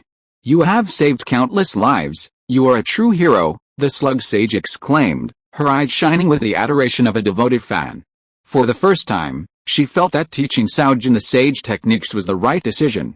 She hadn't misjudged him. Thankfully, she had chosen to follow her heart, otherwise, who would have stopped today's ninja war? "I'm not a hero, I just don't want to see the ninja world engulfed in war and suffering." Jojuan shook her head. "Only with peace in the ninja world can the safety of my family and friends be guaranteed." "Don't be modest," the slug sage praised Jojuan highly. "In my opinion, your contribution to the ninja world is no less than that of the sage of 6 paths 1,000 years ago." Suddenly remembering something, she changed the subject and asked with some grievance, "You did such a great thing, why didn't you summon me for help? You clearly promised you would." She felt that Jojuan was being distant and didn't treat her as one of her own. Jojuan smiled bitterly. "The reason I haven't summoned your spirit is complicated. To stop the war, I almost killed all the high-ranking officials from the 4 major nations who advocated for war. To the people of the Land of Fire, I might be a hero, but to the people of the other 4 nations, many see me as a mortal enemy, wishing they could eliminate me as soon as possible. If I summoned your spirit, it would implicate you and make you both hated. Human hearts have always been complex. I've already borne enough infamy, there's no need to drag you down with me." The slug sage was stunned. She had considered the reasons why Jojuan hadn't summoned her spirit over the past 2 days. Perhaps he didn't need her, or perhaps he didn't trust her. But she never imagined he was afraid of implicating her. For a moment, the slug sage's feelings were incredibly complex, touched, warm, sweet, and joyful. To have met a human like Jojuan is my good fortune, she thought. If you are listening to this novel on a channel other than Fanfic World, it means it was downloaded and re-uploaded without effort. We warmly invite you to visit our channel, Fanfic World. There you will find the original version of this story and many other novels of various genres. We look forward to seeing you dive into a world of incredible novels. Chapter 137. 2 mutually exclusive forces, combined into one, give birth to the myriad phenomena of the universe. My enemies are now spread throughout the ninja world, but none of them know my true identity. They only know me as the Masked Sage, Jojuan continued. So, please keep this a secret from me, Senior Slug. Don't reveal my identity to anyone, or I'll face endless trouble. The bigger the tree, the more the wind will blow. Although Jojuan's current abilities are enough to overshadow most of the ninja world's strongest, as the saying goes, it's not the thief you should fear, but the one who has his eye on you. Jojuan doesn't want to be haunted by assassination attempts, which is why he hasn't revealed his identity as the Masked Sage to his family. His eagerness to fuse with a Rinnegan is also to maximize his strength so he can better face potential dangers in the future. Don't worry, I'll keep my mouth shut. Even if Hashirama Senju comes again, I won't reveal any information about you to him, Slug Sage assured her confidently. At the same time, she felt very happy. The mystery of Jojuan's identity was known only to her in the entire ninja world, which proved how much Jojuan trusted her. He didn't treat her like a stranger. Thank you for your trouble, Slug Senpai, Jojuan said, bowing in thanks. I'm going to practice a ninjutsu and would like to go into seclusion and Shikatsu forest for a while. I wonder if you mind. It's no problem at all, the slug sage shook her head vigorously. You can stay in seclusion and Shikatsu forest for as long as you like. There's no need for formalities between us. Although the slug sage was quiet and didn't like being disturbed, it depended on who disturbed her. In the past 4 years, she had always welcomed Jojuan whenever he came. After expressing his gratitude to the slug sage, Jojuan found a corner to sit down and officially began the great undertaking of fusing the Rinnegan. He first took out a corner of the robe that Indra had given him, and then took out a piece of Oshirama's cell tissue. 5 years had passed, and the number of Oshirama cells he had obtained had not decreased, but had instead increased through his cultivation and reproduction. Jojuan took a deep breath, channeling his sage mode chakra into the hem of his robes, breaking down the Indra chakra contained within, and then carefully fusing it with Oshirama's cells. He dared not be careless throughout the entire process. Two opposing forces, uniting into one, giving birth to the myriad things of the universe. I hope I can succeed, Jojuan prayed silently. He was currently entangled in numerous karmic entanglements. Not only did he seal a Black Zetsu within him, but he also had countless enemies in the ninja world. Only by becoming stronger could he be safer. Meanwhile, the slug sage also entered into her own training, not distracted by Jojuan's presence. Actually, she was somewhat distracted. The thought of Jojuan beside her brought her a strange sense of peace and contentment. And so, time slowly passed in their silent training. Indra chakra was extremely domineering, making its breakdown more difficult than breaking down the Sharingan and Byakugan's ocular power, requiring immense patience, and patience was something Jojuan had no shortage of. To obtain the Rinnegan and Tenseigan, Jojuan had been planning for over a decade, starting with gouging out eyes on the battlefield. Therefore, he wasn't greedy or reckless at this moment, slowly eroding Indra's chakra. 5 days later, the Indra chakra, once the size of a hem of his robe, was reduced to the size of a fingernail. 2 days later, the Indra chakra was finally completely decomposed, and then it was time to fuse it with Oshirama's cells. The fusion was no less difficult than the decomposition. Indra's chakra was violent, while Oshirama's cells were gentle. The two were opposites. Jojuan maintained a calm and composed mindset, carefully dealing with the task, and it took him a full 10 days to fuse them into one. Next, we've reached the most crucial step of this experiment. Jojuan closed his eyes to rest for half a day. For the past 2 weeks, he had been completely focused on fusing Indra's chakra and Oshirama's cells, suffering from severe sleep deprivation. Before long, he regained his composure, stuffed a piece of deer antler into his mouth, chewed it forcefully, and released the seal on his left Mangekyou Sharingan, fusing the Oshirama cells containing Indra's chakra into the Mangekyou.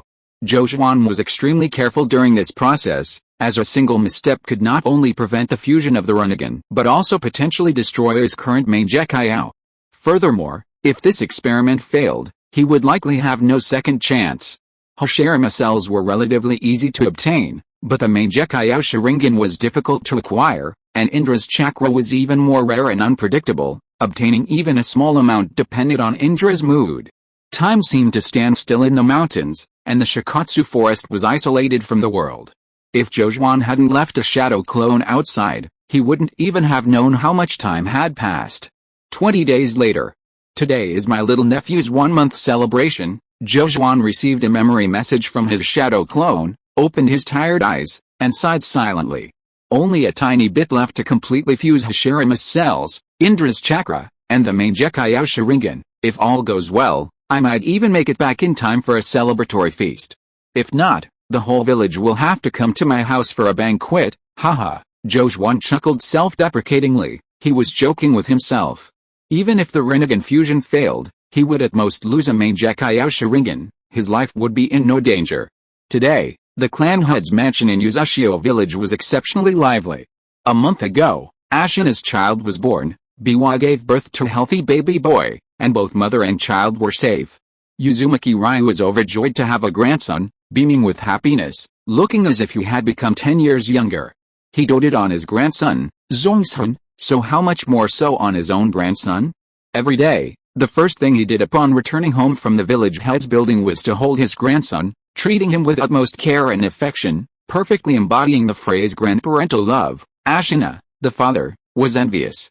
Back when he and his older sister and brother were children, their father had never shown them such affection.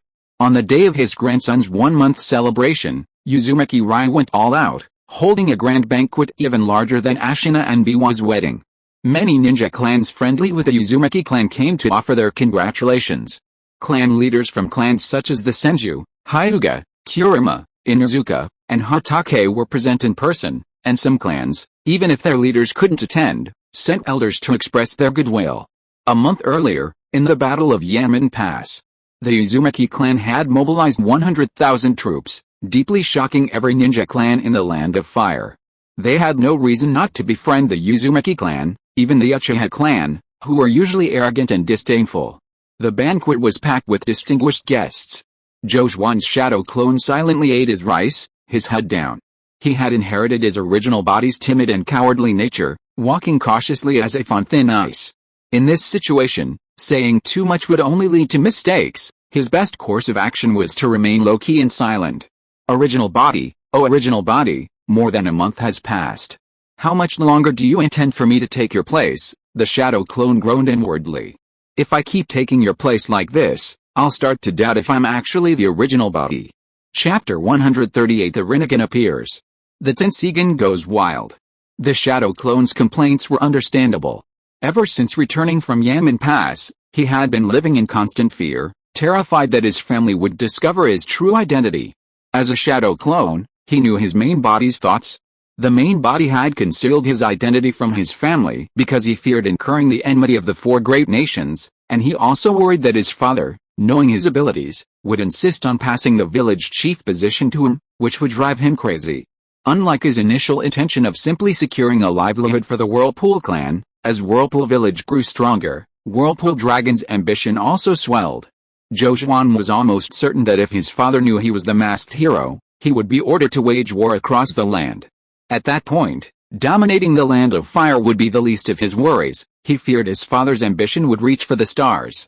Life was short, only a few decades, and Jojuan was by nature a carefree person. He only wanted to enjoy life to the fullest in the future, not to kill countless lives and become a king. Congratulations to the Ashina brothers on the birth of their son. Congratulations to Chief Dragon on the birth of his grandson. Hyuga Tenin led a group of clansmen to offer their congratulations and present gifts. Chief Tenin's ability to take time out of his busy schedule to come is truly commendable. Uzumaki Dragon arranged a separate banquet for the Hyuga clansmen, treating each guest with great hospitality, especially those from clans whose chief had personally attended. This indicated that these clans recognized the Uzumaki clan, and that the clans would need their support should they ever consider establishing a new kingdom. That woman, why is she so persistent? The shadow clone muttered to himself, feeling uneasy. Hyuga Rika had also come with her brother today, and her gaze had been fixed on Jojuan ever since she entered, her intentions all too obvious. Could Hyuga Tenin have come here to propose marriage for her sister? The shadow clone thought it was increasingly likely. After all, Hyuga Rika had always been hung up on her original self, and just over a month ago, she even considered eloping with him. Coupled with her intensely purposeful gaze, the shadow clone simply couldn't believe she had no feelings for him. Even Mito, standing nearby, noticed this, her brow furrowing slightly. Does Hyuga Rika still like you? Mito asked the shadow clone. Impossible, so many years have passed, the shadow clone replied guiltily. That's good, Mito nodded. Although father has been urging you to settle down, Hyuga Rika is definitely not a virtuous wife. You should marry a commoner girl, not her. Mito had a very bad impression of Hyuga Rika, believing that if her brother were with her, everything would go wrong for him. Although Hyuga Rika was beautiful, how could one choose a wife based solely on looks? Inner character was more important than outward appearance. Sister is right, she's not a good match for me, the shadow clone chuckled in agreement, hoping that Mito would offer a rebuttal when Hyuga Tenin proposed later. As time passed, more and more ninja clans came to Uchiha village to offer their congratulations. Almost every well-known ninja clan in the Land of Fire was present, making for a grand spectacle. The envoy sent by the daimyo huddled in a corner, his expression extremely solemn as he looked at the many important figures filing the courtyard. After a long while, he couldn't help but sigh inwardly. Uchiha village, in terms of both strength and prestige, is no longer restricted by the Land of Fire. The daimyo is in grave danger, just as Uzashio village was celebrating its full moon celebration, in the dark and damp Shikatsu forest. Is it finally going to end? Jojuan murmured to himself with his eyes tightly closed. He had persevered for 37 days, and today he had finally completely integrated Indra's chakra and Hashirama's cells into his main Gekkai Sharingan. Now, it's time to witness a miracle. Whether we go back for the full moon celebration or have the whole village come to my house for a feast depends entirely on the success of this experiment. Thinking this, Jojuan suddenly opened his eyes. Rinnegan, activate. His left main Gekkai Sharingan spun rapidly, a milky white light appearing in the center of its pupil. That milky white light quickly expanded, completely covering the original scarlet and black tomo of the main Gekkai. Moments later, a black and white Rinnegan vividly appeared in his left eye socket. Jojuan immediately felt a different change. His left eye seemed to see the essence of the world, even clearly seeing the wisps of natural energy drifting in the Shikatsu forest. You see, even with his Tenseigan, he couldn't see the existence of natural energy before. Did it succeed? Jojuan was filled with trepidation. He quickly used water release to create a mirror, and saw that the eye in his left socket was black and white. What else could it be but the Rinnegan? Success! Looking at himself in the mirror, now possessing both the Rinnegan and Tenseigan eyes, Jojuan was instantly overjoyed, a surge of indescribable accomplishment welling up within him. All the hardships he had endured for this moment were worth it. Both the Rinnegan and Tenseigan possessed the ability to manipulate gravity and repulsion. Furthermore, each Rinnegan has a unique eye technique. For example, Madara's Rinnegan eye technique is Limbo, Border Jail, and Sasuke's Amenita Jikara. I wonder what eye technique my Rinnegan possesses. With this thought, Jojuan was eager to try it out, impatient to practice the Rinnegan's eye technique, channeling his chakra into the Rinnegan. Suddenly, a strange change occurred. The Tenseigan in his right eye socket suddenly went out of control, as if attracted by something, frantically devouring the Rinnegan's eye power. Jojuan was stunned. Yes, he had once fused the Sharingan and Byakugan to obtain a bizarre, demonic eye, but he had never considered fusing the Tenseigan and Rinnegan. Each of these eyes was incredibly precious, the result of all his hard work.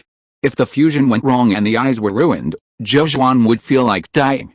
The risk was too great, he couldn't afford it. Regaining his composure, Jojuan quickly used sealing techniques to suppress the Tenseigan's rampage. However, to his surprise, the yin-yang seal, which had previously suppressed the Tenseigan, was now ineffective, its suppressive effect negligible. Big brother, don't mess with me. My life depends on these two eyes, Jojuan cried out in despair, truly panicking at this moment.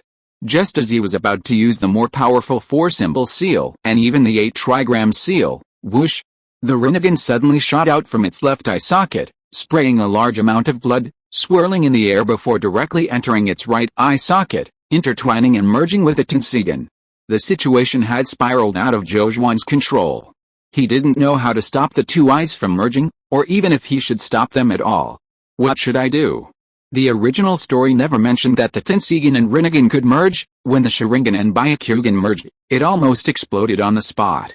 I hope these two eyes won't explode too. Imagining the tailed beast ball exploding in his eye sockets, Jojuan's scalp tingled instantly. Chapter 139 The Tenseigan and Rinnegan merge, destroying the world. The two eyes merged incredibly quickly. Jojuan could even feel them frantically devouring each other's pupil power in his right eye socket, like hungry tigers fighting over prey. At the same time, his chakra seemed to burst open like a dam bursting, gushing out into his right eye socket and accelerating the fusion of the two eyes. Why is this happening? My chakra is out of control, Jojuan was horrified. In just this short moment, his right eye socket had absorbed at least 40% of his chakra. At this rate, even if the two eyes didn't explode, he would die from having his chakra drained. Slug Senpai, help me, Jojuan couldn't hold back any longer and shouted. The slug sage, who was in a meditative state nearby, was startled awake. Looking in the direction of the sound, he saw Jojuan's face contorted in pain, struggling and screaming, his right eye flashing with a blazing golden light. Uzumaki Jojuan, what's wrong? The slug sage was startled, thinking that something had happened to him while practicing ninjutsu. Give me your chakra. Jojuan didn't have time to explain and made the request directly. He was a member of the Uzumaki clan, and his chakra reserves were far greater than those of ordinary ninjas, but at this moment, his right eye had already drained them to almost nothing. Okay, the slug sage realized the seriousness of the problem and didn't ask any further questions. As Jojuan had instructed, she shot out a tentacle, connecting it to his lower abdomen, and then activated her chakra, causing it to flow continuously into Jojuan's body along the tentacle. The slug sage was a being from the same era as the Sage of Six Paths. For the past 1,000 years, she had been living in seclusion and cultivating in the Shikatsu forest. Her chakra was incredibly pure, and its reserves were unimaginable, far surpassing even those of the tailed beasts. Therefore, as soon as her chakra flowed into Jojuan's body, it immediately alleviated his chakra shortage, giving him some breathing room. But this was only an alleviation, not a solution. Jojuan's right eye was like a bottomless pit. After absorbing Jojuan's chakra, it began to frantically and greedily absorb the slug sage's chakra. Something is brewing in the swirling vortex's right eye socket, and that thing is devouring chakra. The slug sage was astonished. She clearly sensed that as soon as she injected her chakra into the vortex's body, it was immediately drawn towards the vortex's right eye socket and completely devoured. I have so much chakra, that thing shouldn't be able to devour much, the slug sage thought to herself, her gaze becoming serious as she increased her chakra output. For every ounce of chakra she lost, she increased her output, and for every ounce of chakra she increased, the devouring speed of the right eye socket accelerated. The two seemed to be locked in a stalemate. After the stalemate lasted for more than 10 minutes, the slug sage unleashed her full chakra output, giving it her maximum capacity. At the same time, she found it unbelievable. Although she had lived in seclusion in the Shikatsu forest for 1,000 years, she knew very well how vast her chakra reserves were. The title of sage wasn't given lightly. Yet, the thing growing in Jojuan's right eye socket seemed insatiable. No matter how much chakra she output, it would be completely devoured. I can't stop. If I stop, Jojuan will be sucked dry, the slug sage gritted her teeth, determined to fight the thing to the end. She was actually a little heartbroken about wasting chakra, but she had no choice. Jojuan's life was at stake, and she couldn't bear to watch her be sucked dry. Soon, an hour passed in a stalemate. Even with the slug sage's almost inexhaustible chakra reserves, she was now extremely exhausted. At first, she was shocked, but as time passed, her shock turned into intense curiosity. She suddenly wanted to know what Jojuan had concocted. Something that could devour such a large amount of chakra was definitely extraordinary. It won't devour all my chakra, will it? The slug sage was deeply worried. This time, it wasn't a loss of chakra that bothered her, but the fear that even if she used all her chakra, she wouldn't be able to save Jojuan. Slug senpai, it should be able to fill its belly in another half hour. At that moment, she heard Jojuan's hoarse voice, clearly enduring immense pain. Good, Uzumaki Jojuan, you must hold on. The slug sage felt reassured and encouraged him. She knew very well the pain Jojuan was enduring. Her chakra, poured into him without reservation, would inevitably tear his meridians, causing every inch of his flesh to burn like fire, comparable to the excruciating torture of being slowly sliced to death. In the blink of an eye, another half hour passed. Just as the slug sage felt herself being completely drained, Jojuan suddenly roared in catharsis, a beam of blazing golden light shooting out from his right eye socket. Boom! This beam of light, filled with terrifying destructive power, instantly shattered and collapsed the hundreds of meters of soil above it, reducing the entire wet-bone forest to ruins. After destroying the wet-bone forest, the beam of light did not stop, continuing its relentless advance towards the heavens, stirring up the winds and clouds, creating a scene of impending doom. The blazing golden beam of light stretched hundreds of thousands of meters into the sky, destroying all the dozen or so meteorites it encountered along the way into fragments, which exploded into a spectacular display of fireworks in the universe before slowly dissipating. Jojuan, how are you? Amidst the devastation, the slug immortal emerged from the depths of the earth, spitting out a mouthful of dirt, anxiously searching for Jojuan's figure. I'm fine, Jojuan replied weakly, crawling out from the slug immortal's left side, covered in dirt and debris, looking quite disheveled. The slug sage breathed a sigh of relief. It's good you're alright. What kind of ninjutsu was that? Its power was terrifying. Thinking of that beam of light, the slug sage couldn't help but feel a lingering fear. He felt that if he had been hit directly by that beam, he would have been instantly killed. I don't know what kind of ninjutsu it was either. Jojuan shook her head and smiled bitterly, subconsciously reaching out to touch her right eye. Earlier, When she felt she was almost finished absorbing the chakra, her right eye uncontrollably erupted with energy. Fortunately, she looked up in time, otherwise, the beam of light that pierced the heavens and earth would have caused unimaginable destruction and affected countless innocent people. That beam of light was even more powerful than Tonari's golden wheel reincarnation explosion, which could split the moon in two. Your eyes have changed. The slug sage noticed something and curiously examined Zhou right eye. Was this the thing that had just devoured her chakra? Zhou was also eager to know what the Tenseigan and Rinnegan would look like after fusion, so he used the little chakra he had left to create a water mirror in the air. In the mirror, his right eye was a blend of blue, white, and black, like the most magnificent and precious gem in the world, and his gaze revealed a power of creation and destruction. Chapter 140 The Sage of Six Paths appears. The ninja world really doesn't need such powerful force. What an unexpected delight, Zhou thought with immense emotion. Heaven knows, he genuinely only intended to fuse the Rinnegan. He never imagined that the coexistence of the Rinnegan and Tenseigan within one person would produce such a powerful reaction, a forced attraction and fusion, something never mentioned in the original story. Without exaggeration, today was the closest he'd ever been to death since his debut. If it weren't for the slug sage providing him with chakra, he would have been drained dry by the two eyes. The slug sage was his savior. Although he ultimately survived, his condition was dire. He had less than 1/10 of his chakra remaining, and most of his meridians were ruptured and damaged. He would need at least several days to fully recover. Looks like I won't make it to the full moon celebration. Let's name this newly fused eye the Rinnegan. Having simply given his right eye a name, Zhou was about to thank the slug sage for saving his life when a voice rang in his ears. What a terrifying eye. Just looking at it makes my heart tremble, Zhou subconsciously replied. This eye is indeed. He stopped abruptly halfway through his sentence. That last sentence wasn't the slug sage's voice. Zhou whirled around and saw an old man floating in mid-air behind him. The old man wore a white sage's robe, his face withered and wrinkled like a dehydrated orange peel, his two Rinnegan eyes fixed intently on Zhou. Who else could it be but the Sage of Six Paths resurrected? Zhou's face showed a rare look of shock, but he quickly concealed it and asked calmly, "May I ask who you are, sir?" Before the old man could speak, the slug sage exclaimed with delight, "The Sage of Six Paths? You really are still alive." The Sage of Six Paths shook his head at her and said, "Slug sage, it's been a long time. I am indeed dead. I am now just a mass of chakra." Zhou understood this explanation. He was familiar with the original story and knew that the Sage of Six Paths was the founder of the ninja clan 1,000 years ago, the patriarch of all ninjas today. Even after his death, his chakra still lingered in the world, silently protecting the ninja realm. In a way, his nature was somewhat similar to Black Zetsu, both being hidden masters behind the scenes. The Sage of Six Paths? You are actually the Sage of Six Paths, Zhou repeated with a tone of surprise no less than the slug sage's.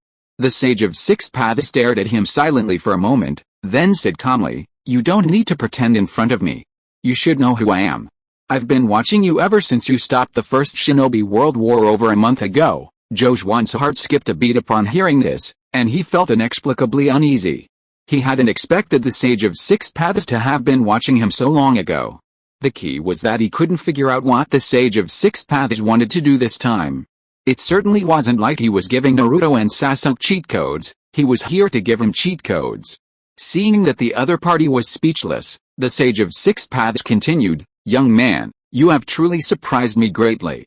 You are neither a member of the Uchiha clan nor the Hyuga clan, yet you have managed to fuse the Rinnegan and Tenseigan, and accidentally created a completely new eye whose power surpasses both the Rinnegan and Tenseigan. You are the most talented, almost demonic person I have seen in the past 1,000 years, Sage of Six Paths. Your vision is similar to mine. I also think Uzumaki Shōsō is extraordinary," the slug sage said with a grin, expressing his agreement. Zhou wasn't smug about the Sage of Six Paths' praise. On the contrary, sweat began to bead on his forehead. He realized the Sage of Six Paths' timing was too perfect. It was precisely when he was at his weakest, making him vulnerable to attack. If it were in his prime, even without the Tenseigan or Mangekyou Sharingan, Zhou wouldn't have feared the Sage of Six Paths based solely on his raw strength. After all, the Sage of Six Paths was now merely a collection of chakra, unlikely to cause much trouble. For example, in the original story, the Sage of Six Paths did nothing but provide Naruto and Sasuke with power-ups after his appearance, which showed he wasn't a match for Madara Uchiha at that time. Senior, you flatter me. Even if I'm a genius, I'm still just one of your descendants, Jojuan said humbly, trying to maintain a good relationship with the Sage of Six Paths. Later generations don't prove anything, the student surpasses the teacher, the Sage of Six Paths sighed. My conditions and circumstances were far better than yours when I was young, and my talent was also superior, yet I failed to create an eye with such power. In that respect alone, your achievements are no less than mine. Jojuan hesitated before saying, to be honest, Senior, the reason I obtained this I was largely due to luck. A little over a month ago, I risked my life to seal Black Zetsu, preventing the first great war in the ninja world. Since then, I've deeply felt my own inadequacy. If I want to better protect the peace of the ninja world in the future, I must possess greater strength, so I tried every means to fuse with the Rinnegan, but unexpectedly, the Rinnegan and Tenseigan were forcibly fused. If it weren't for the Slug Sage's intervention, I would be dead by now. Jojuan's tone was very sincere, as if he were speaking from the bottom of his heart. Hearing him reiterate his achievement in preventing the First Shinobi World War, the Slug Sage's admiration for him grew even stronger. She thought to herself, so, all of Uzumaki Jojuan's hard work in improving his strength was for the better protection of the Shinobi world's peace. Even Ashura back then couldn't compare to him in terms of benevolence and righteousness. The Slug Sage's thoughts at this moment were just as the Sage of Six Paths had said, although Jojuan was a junior, he had surpassed his master. Every era has its own heroes and geniuses, and without a doubt, Jojuan was a hero of this era. However, the Sage of Six Paths didn't think the same way. He fell silent again, and this time the silence lasted even longer. I understand what you're trying to say. I've been negligent all these years, and I haven't noticed Black Zetsu's existence. It's best that you sealed him away in the end, the Sage of Six Paths said slowly. I acknowledge that you have indeed made great contributions to maintaining peace in the ninja world. I am immensely gratified to have a descendant like you, but, the Sage of Six Paths abruptly changed the subject. The eye you created is far too powerful. If you become corrupt, or if it falls into the hands of others with wicked intentions, no one will be able to stop it, including myself. The entire ninja world might even be destroyed because of it. Therefore, for the sake of all living beings in the ninja world, I must appear before you today. Young man, the ninja world truly does not need such a powerful force. Jojuan's expression changed drastically upon hearing this. The Sage of Six Paths' words were a clear indication of his true intentions. Only the Slug Sage remained as innocent as a blank sheet of paper, failing to grasp the Sage of Six Paths' meaning. Chapter 141 This ninja world, you, the Sage of Six Paths, can protect it, and I, the Whirlpool, can protect it just as well. Senior, you worry too much, Jojuan explained earnestly. This I will only better protect the ninja world with me, and will never pose a threat to its safety. Furthermore, my heart is absolutely righteous. I swear to heaven, I have never killed a single innocent person in my life. If not, may I be struck down by heaven and earth and die a horrible death. Jojuan spoke these words with unwavering conviction. He believed that while he might not be a good person, he was certainly not a bad one. The world was never as simple as black and white. The Slug Sage nodded vigorously in agreement, saying, yes, Sage of Six Paths, you're overthinking it. Uzumaki Jojuan is very righteous. If he weren't righteous, he couldn't have stopped the First Shinobi World War. The Sage of Six Paths shook his head. Not so. Your current character is indeed fine, but who can guarantee that your character won't change in the future, and that you can always maintain your righteousness? The Sage of Six Paths looked at the prodigy before him, his gaze deep. At this moment, he recalled his unbearable past. His mother was once so kind and gentle, who could have imagined she would do such things later? If he and his brother hadn't joined forces to seal their mother away, the ninja world would have been destroyed long ago. In the Sage of Six Paths' eyes, Jojuan's threat to the ninja world was no less than that of his mother back then. Of course, in terms of pure strength, Jojuan was still no match for Kaguya Otsutsuki, but with that one eye, he was already enough to crush the ninja world to pieces and do whatever he pleased. 1,000 years ago, the Sage of Six Paths and his brother stopped Kaguya. 1,000 years later, who could stop him? Jojuan's earlier guess was correct. The Sage of Six Paths had precisely seized the opportunity when he was weak. If he were in his prime, the Sage of Six Paths might not be able to do anything to him now. I can guarantee that Uzumaki Jojuan's character won't change. I know him very well, the slug sage said earnestly. Only she, the slug, knew Jojuan's true identity, so of course she knew him. No, you can't guarantee that, the sage of six paths rejected. This concerns the safety of the ninja world, no one has the right to guarantee it. He himself had sworn back then that his mother wouldn't do such a thing, but what was the result?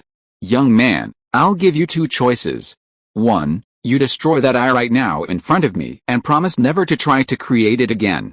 2. The sage of six paths didn't finish his sentence, a hint of murderous intent flashing in his gaze as he stared intently at Jojuan. Even the simple-minded slug sage realized what the second choice was at this moment, his eyes widening in disbelief. Jojuan's face turned extremely ugly, his worst fear had come true.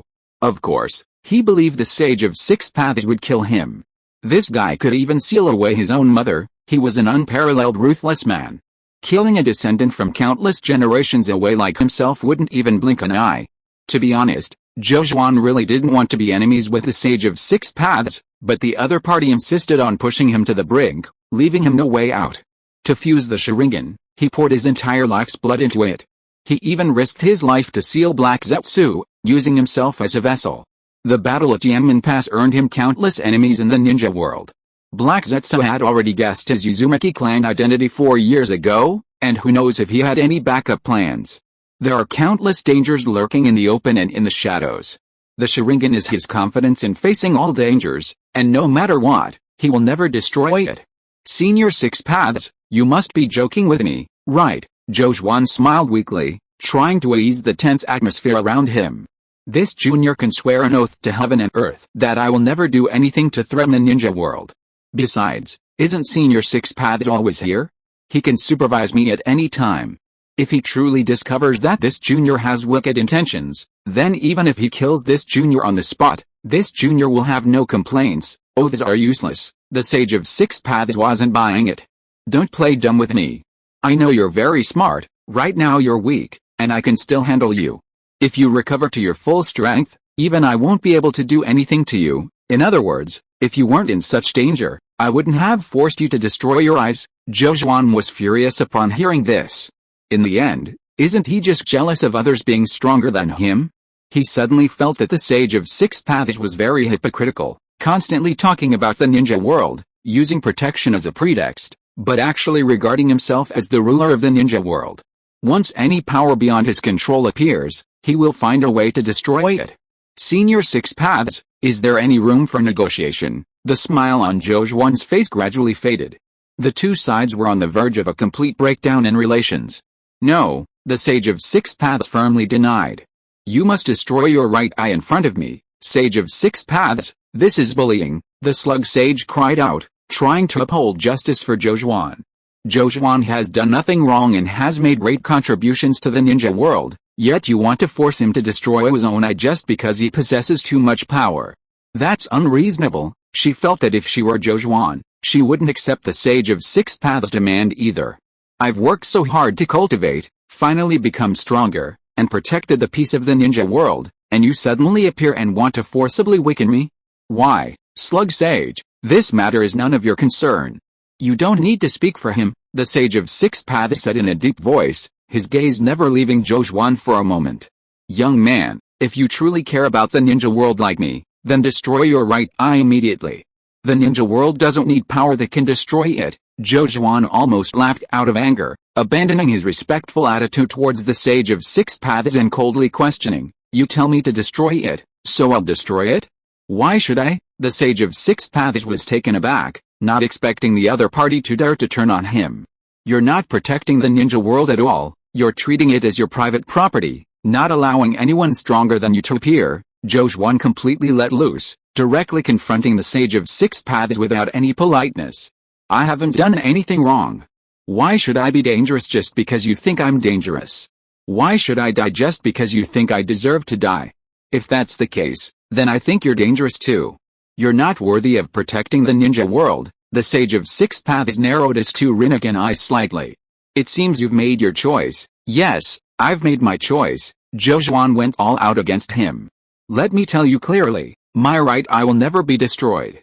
My fate is in my own hands, not in the heavens. No one can control or manipulate me, and you are no exception. This ninja world, you, the Sage of Six Paths, can protect it, and I, Uzumaki, can protect it just as well. Moreover, I can protect it even better than you, arrogant brat." The Sage of Six Paths was enraged, and killing intent flashed in his eyes. Chapter 142 Ninja Art, Summoning the True Form. "Sage of Six Paths, you're wrong this time. There's nothing wrong with Zhou actions," the slug sage spoke righteously, decisively choosing to support Zhou between the two. The Sage of Six Paths waved his hand, and a jet-black staff appeared in his grasp, adding to his imposing and solemn aura. "I'm doing all this for the sake of the ninja world. What's wrong with that?" He firmly maintained his moral high ground, staring intently at Zhou. "Young man, I can overlook your offense. I'll give you one last chance. Will you destroy your right eye or not?" Zhou almost blurted out "destroy your mother," but ultimately held back. In his current state, he was no match for the Sage of Six Paths. A direct confrontation was unwise. The best course of action was to escape and wait for his injuries to heal before challenging him again. So what if he's the Sage of Six Paths? Right now, you're just a chakra aggregator. If you push me too far, I'll send you to reunite with the Black Zetsu brothers and sail you away anyway.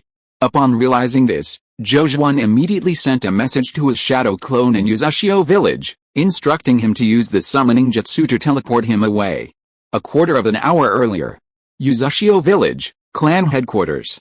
The full moon banquet was in full swing, reaching its climax. More than 10 of the highest-ranking leaders of the ninja clans, including Uzumaki Ryu, Senju Hyuga Tenin, Sarutobi Sasuke, the Uchiha elder, the Kurama clan head, the Nara clan head, and the Hatake clan head, were gathered at one table. Their conversation had gradually escalated from initial congratulations to matters of state. Zhou's shadow clone wasn't originally entitled to sit at the clan head's table, but Uzumaki Ryu, whether wanting to broaden his eldest son's horizons or for some other reason, had forcibly brought him over. Throughout the banquet, the shadow clone listened silently, remaining as inconspicuous as possible. Suddenly, at a certain moment, an incredibly intense chakra fluctuation swept in from a very distant place, causing all the clan heads present to feel a chill run down their spines. Everyone quickly looked in the direction of the commotion and saw a blazing golden pillar of light erupting in the northwest sky. That pillar of light was terrifyingly powerful, like a colossal pillar piercing the heavens and earth, forcefully penetrating the depths of the clouds, shattering over a dozen meteorites of unknown height into massive fireballs that exploded in the sky. Several dozen seconds later, the deafening explosions reached everyone's ears. Boom, boom, boom, the ground trembled slightly, and many wine cups on the table spilled their contents. So powerful, Hyuga Tenin's pupils constricted, a look of horror appearing on his face. The other clan leaders were also shocked and paled. What kind of ninjutsu was that? It's terrifying. That pillar of light was at least hundreds of kilometers away from us, yet it still had such power. It's unbelievable. Hoshirama wasn't overly shocked. He said thoughtfully, "If I'm not mistaken, that ninjutsu is probably unleashed by the masked man. Clan Chief Hoshirama is right. Looking at the current ninja world, besides Clan Chief Hoshirama and the masked man, I'm afraid there's no third person with such earth-shattering power." Clan Chief Kurama agreed. "This masked man is truly terrifying. I wonder if he's fighting someone or practicing ninjutsu," Sarutobi Sasuke wondered. "He's probably practicing ninjutsu," said Clan Chief Nara. "Even ordinary clan chiefs can be instantly killed by the masked man. No one is qualified to be his enemy." All the clan chiefs nodded in deep agreement. They felt that only Hoshirama could face the masked man head-on. However, Hoshirama was sitting here unharmed, so it was unlikely that the masked man had used that ninjutsu to fight someone. It was more likely that he was practicing ninjutsu. Only the Uchiha elder's face was ashen. A little over a month ago, their entire Uchiha clan had been severely humiliated by the masked man, a shameful incident that hadn't been revealed. The masked man is mysterious and unpredictable. If we encounter him again, we must treat him with respect and never be disrespectful or negligent, Uzumaki Ryu sighed. With his strength, he could easily annihilate an entire ninja clan. He spoke from the heart. If that beam of light had been aimed at Uzumaki village, all the hard work their Uzumaki clan had put into their village over the years would have been for naught. The shadow clone sensed the deep fear in Uzumaki Ryu's tone, and his thoughts became complicated and uneasy. He felt he had been incredibly rebellious. How could he allow his father to fear him? While he might not be as filial as Black Zetsu, he wasn't exactly a rebellious son. So, the shadow clone, wanting to erase the image of the real body as a great demon king in the mind of the Uzumaki dragon, took the initiative to speak, saying, "Father, even if the masked hero is powerful, he's still just one person. He's not that scary." Upon hearing this, the atmosphere inexplicably changed. All the clan leaders cast meaningful glances at the shadow clone. An invincible powerhouse who could sweep through the 4 great nations and easily annihilate the ninja clan, and you dare say he's not scary? You're all talk and no action. The Uzumaki dragon's face darkened, and he glared directly at the shadow clone. "What do you know? If you don't understand, don't talk nonsense. I won't say you have even 1% of the masked hero's ability. If you could master the summoning jutsu, I'd be laughing in my sleep." Even now, the Uzumaki dragon was still very dissatisfied with Jojuan's strength. At 21 years old, he was still only a special chunin. It was a disgrace to the Uzumaki clan. Over the years, Uzumaki Ryu had tried several times to promote Jojuan to a position in the police department, but his strength was a major weakness. It wouldn't be right to let a special chunin lead a group of jonin. It wouldn't be convincing. The reason he used the summoning jutsu as an example was because it's a high-level ninjutsu. If Jojuan could master it, it meant he had the potential to become a jonin, and at the very least, he couldn't remain a special chunin. The shadow clone, embarrassed by the reprimand, shrank back, speechless. The surrounding clan leaders tacitly chose to remain silent.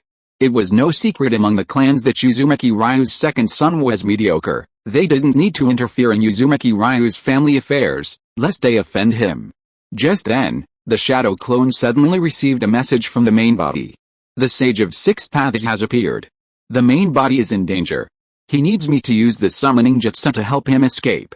The shadow clone was shocked, realizing the seriousness of the situation. For the shadow clone, the safety of the main body was paramount, and immediately disregarding everything else, he stood up with a whoosh. "What are you doing?" Uzumaki dragon glared at him angrily. "You think you can get away with just a few insults? If you're really not happy, then show me a summoning jutsu." The shadow clone, unaware of Uzumaki dragon's thoughts, pulled out a pre-prepared blood bag from his pocket without a word, squeezed it onto his thumb, and slammed his hand heavily on the ground, shouting, "Ninja art, summoning jutsu." Chapter 143 Time Space Blockade. As the shadow clone struck down with his palm, a fierce wind and surging energy instantly swept within a 10-meter radius, overturning many tables laden with delicacies. Sarutobi Sasuke, Hyuga Tenin, the Kurama clan chief, the Nara clan chief, and other clan leaders were astonished. Such intense chakra fluctuations, what kind of powerful being is he trying to summon? Uzumaki Ryu, Ashina, Mito, and the others were equally incredulous. Jojuan's actions had completely caught them off guard. Can he really summon a beast? Uzumaki Ryu's eyes burned with anticipation. Soon, the raging energy subsided, and everyone looked closely. Jojuan's palm was empty. His summoning had failed, producing no living creature whatsoever. The summoning failed. The clan leaders were stunned. They hadn't expected their opponent to create such a commotion, only to have it all amount to nothing. They were at a loss for words. Is this guy trying to show off in front of everyone? Hyuga Rika's beautiful eyes gleamed with a strange light. She felt Jojuan's current situation was incredibly awkward. His attempt to show off had backfired, leaving him humiliated. Damn it! The summoning jutsu failed. The shadow clone's expression was extremely grim, as if shrouded in misfortune. He didn't know why the summoning jutsu had failed. He only knew that his main body was in a life-or-death situation, and only by successfully using the summoning jutsu could he save it. "What nonsense are you spouting?" Uzumaki Ryu, enraged and embarrassed, shouted angrily.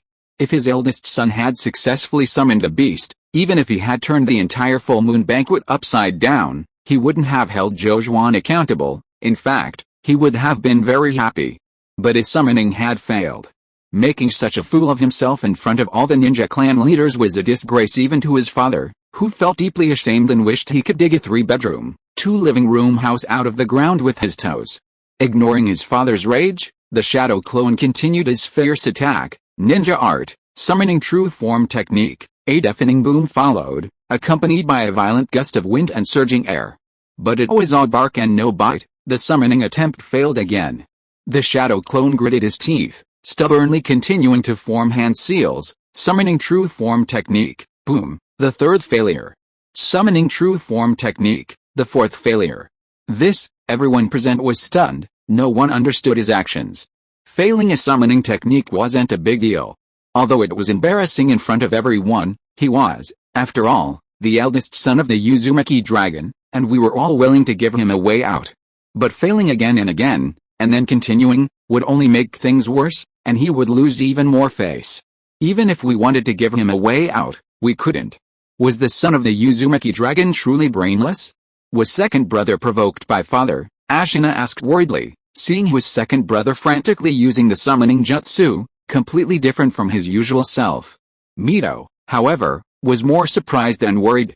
She felt that with her brother's strength as a special chunin, it was almost impossible for him to create such a violent chakra fluctuation. When did he break through? Mito didn't know that Jojuan had left the shadow clone with only 30% of its chakra to prolong its existence. Jojuan, stop! Uzumaki Ryu shouted in a deep voice. He regretted it now that he had calmed down. If he had known his son would react so strongly, he wouldn't have said those hurtful things. After all, his son was an adult, not a child. It was understandable that he couldn't stand being belittled in public and would do something extreme. Jojuan, don't mind me, the shadow clone roared with a stern face. Once I successfully cast the ninjutsu, you'll understand what's going on. Anyone who tries to stop me now is going against me. Everyone was dumbfounded and looked at each other. The shadow clone disregarded everything else, focusing solely on summoning its main body to the location, regardless of its own identity being exposed. Saving its main body was paramount. It would simply disappear after the main body was rescued, leaving the main body to bear the consequences. Ninja art, summoning the main body technique. In the ruins of the wet-boned forest, Jojuan, the slug sage, and the sage of six paths faced off. When the shadow clone first executed the summoning technique, Jojuan's body flickered briefly before quickly returning to normal. I have already sealed off the surrounding space-time with space-time ninjutsu. You won't escape using any space-time ninjutsu, the sage of six paths said indifferently, noticing Jojuan's subtle actions. Jojuan's expression changed drastically upon hearing this. Indeed, the sage had been watching him for over a month. That much time was enough for him to devise a foolproof plan. I gave you a chance, but you insisted on your own way. Don't blame me. The sage of six paths was decisive. As soon as he finished speaking, his staff vibrated, and he immediately attacked. Whoosh! Dozens of jet black truth-seeking balls shot out from the tip of the staff, densely packed like raindrops, directly blasting towards Jojuan. With only a tenth of his chakra remaining, Jojuan was no match for the sage of six paths and hastily used the five elements escape technique to dodge and escape. Several truth-seeking balls narrowly missed him, exploding in the ground with enormous craters. Jojuan initially used earth release, but the power of the truth-seeking balls was astonishing, blasting him out of the ground like a fish being shoved, causing his internal organs to tremble, and he flew towards the horizon, spitting blood as he fled for his life. Stop! Sage of six paths, you've gone too far, the slug sage roared angrily, slapping him with his tail. The sage of six paths swung his staff to meet the attack, instantly sending the slug sage flying, exploding into countless tiny slugs in midair. Although the slug sage was also a sage, her combat power was far inferior to that of the sage of six paths. Furthermore, she had previously lost over 80% of her chakra to help Jojuan fuse with a Rinnegan, leaving her in an extremely weak state. Damn it! Jojuan caught a glimpse of the slug sage being sent flying out of the corner of his eye, and a surge of rage welled up within him, an unprecedented urge to kill someone. Sage of six paths, you just wait. I will repay this debt 100-fold. The space-time you sealed off must have a distance limit. 5 elements escape technique, charge. He wasn't blinded by rage. He knew that while the slug sage might be injured by the sage of six paths while protecting him, her life wouldn't be in danger. If he stayed, he would truly be killed. His only option was to quickly escape the space-time seal using 5 elements escape technique, then use the summoning technique to teleport away, and settle the score with the sage of six paths once he was back to his peak. Boom boom boom boom, truth-seeking balls rained down, blasting through mountains and destroying forests, causing the earth to collapse and sink. Jojuan was like a lone boat in a storm, struggling to dodge every single truth-seeking ball.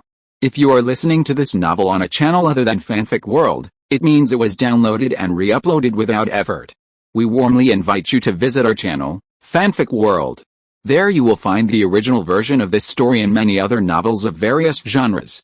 We look forward to seeing you dive into a world of incredible novels.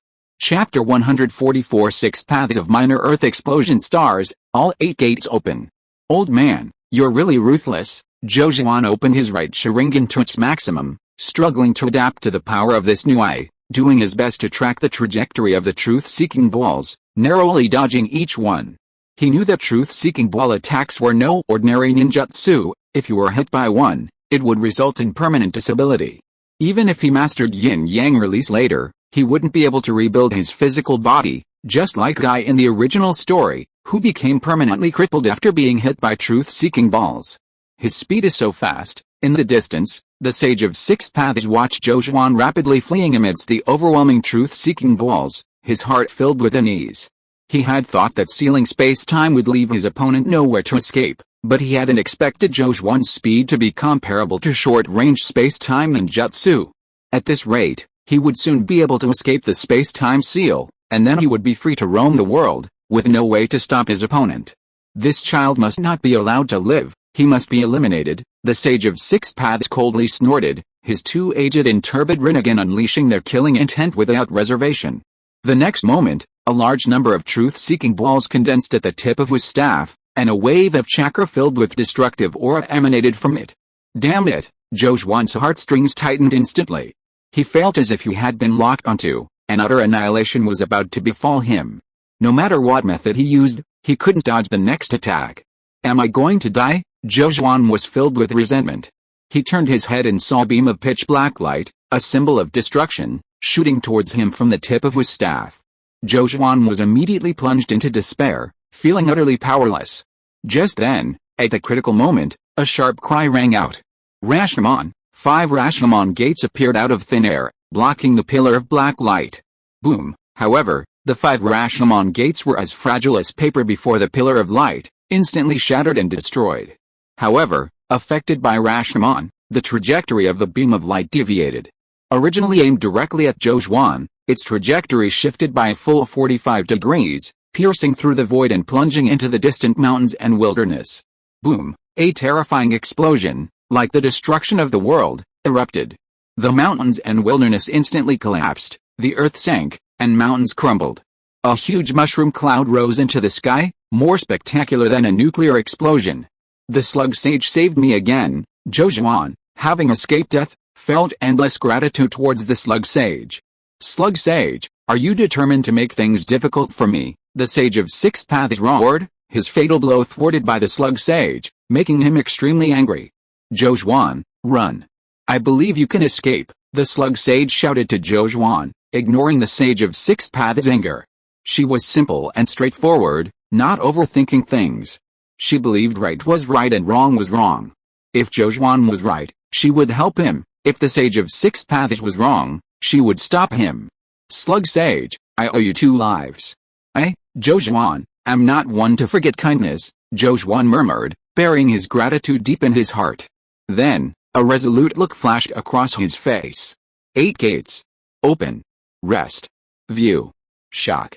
Open. He opened 7 gates in quick succession, his sweat evaporating and rising as blue steam rose. Using his ultimate taijutsu combined with the 5 elements tempering release, his speed instantly surged to a new level, transforming him into a streak of blue light that pierced the sky. Jojuan no longer had enough chakra to enter Sage mode, so the damage from opening the 7 gates could not be healed or offset. His skin and meridians were torn in large areas. No one is getting away, the Sage of Six Paths was utterly enraged. Seeing Jojuan about to escape the space-time blockade, he threw his staff into the air as a gravitational pull, then clasped his hands together. 6 paths, minor Earth explosion star, boom. The earth and sky within a 10-kilometer radius instantly collapsed. Countless plants and rocks were sucked into the sky, condensing into a spherical shape. The power of his Earth explosion star was more than 10 times greater than the one Jojuan had used at Tianmen Pass. Jojuan immediately felt himself being pulled by an unparalleled suction force, unable to take another step forward, and was instead forcibly dragged backward. Even with all his strength, he could not resist it. Young man, you are too dangerous. Even if I cannot kill you now, I will seal you away forever, the Sage of Six Paths roared, his determination to kill Zhou Zhuan unwavering. Sealing me? Absolutely not. Zhou Zhuan went all out, roaring to the sky, Gate of Death, open. He angrily opened the final gate of the 8 gates, his blood evaporating to produce red steam, every vein bulging on his skin, instantly gaining power dozens of times greater than the 5 kg. With this power, he could finally resist the section of Chibaku Tensei, fleeing forward recklessly. Yes, even with all 8 gates open, Zhou Zhuan only wanted to escape first, not turn back to fight the Sage of Six Paths. Escape still offered a sliver of hope, turning back meant certain death, even if the best outcome was a mutual destruction with the Sage of Six Paths. He desperately wanted to live, more than anyone else. What? The Sage of Six Paths was shocked by Zhou Zhuan's increased speed. He never expected that his opponent could unleash such power. How many trump cards did he still have? Come back. The Sage of Six Paths also went all out, frantically releasing the power of his Rinnegan, causing Chibaku Tensei's suction to surge. Hiss, a tearing sound, like ripping silk, ripped a chunk of flesh from Zhou Zhuan's body, blood splattering everywhere. He gritted his teeth, enduring the excruciating pain, and charged forward relentlessly. Hiss, hiss, hiss, the faster he charged, the more flesh was torn from his body. In less than a moment, a quarter of his flesh had been ripped away, exposing large patches of stark white bone to the air. His willpower is incredibly strong, although the Sage of Six Paths and Zhou Zhuan were on opposite sides. At this moment, he couldn't help but admire his willpower. Such a person can only be destroyed, not defeated. The Sage of Six Paths understood why the other party would rather die than destroy his own eyes.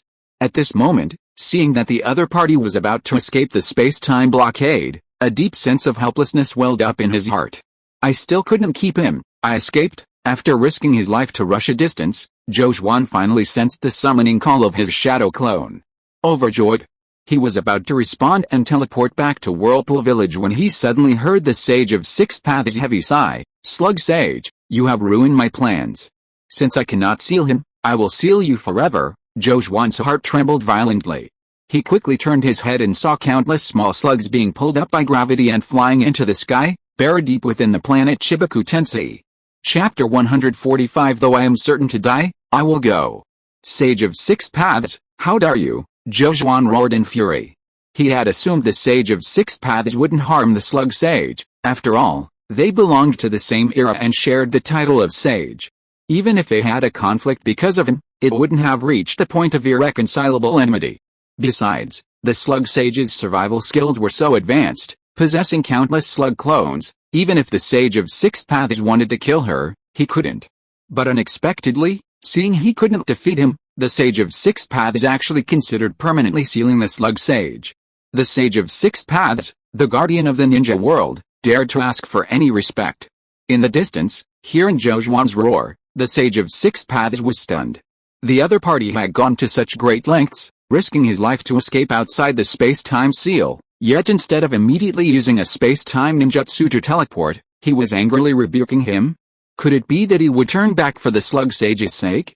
At this thought, the Sage of Six Paths narrowed his eyes slightly and calmly said, "What wouldn't I dare?" As he spoke, thousands more slugs were sucked in and buried within Chibaku Tensei. Zhou Zhuan trembled, not from fear, but from rage. His blood rapidly evaporated, making the red steam on his body even more intense. He was facing a difficult choice. Should he save the Slug Sage? If he used the summoning technique to escape now, he would be completely safe, and from now on, the Sage of Six Paths would no longer be a threat to him. If he went to save the Slug Sage, not only was it uncertain whether he could save him, but he would also put himself in a life-or-death situation. Zhou Zhuan, don't worry about me, you can walk on your own. A small slug stuck to the surface of Chibaku Tensei cried out sweetly.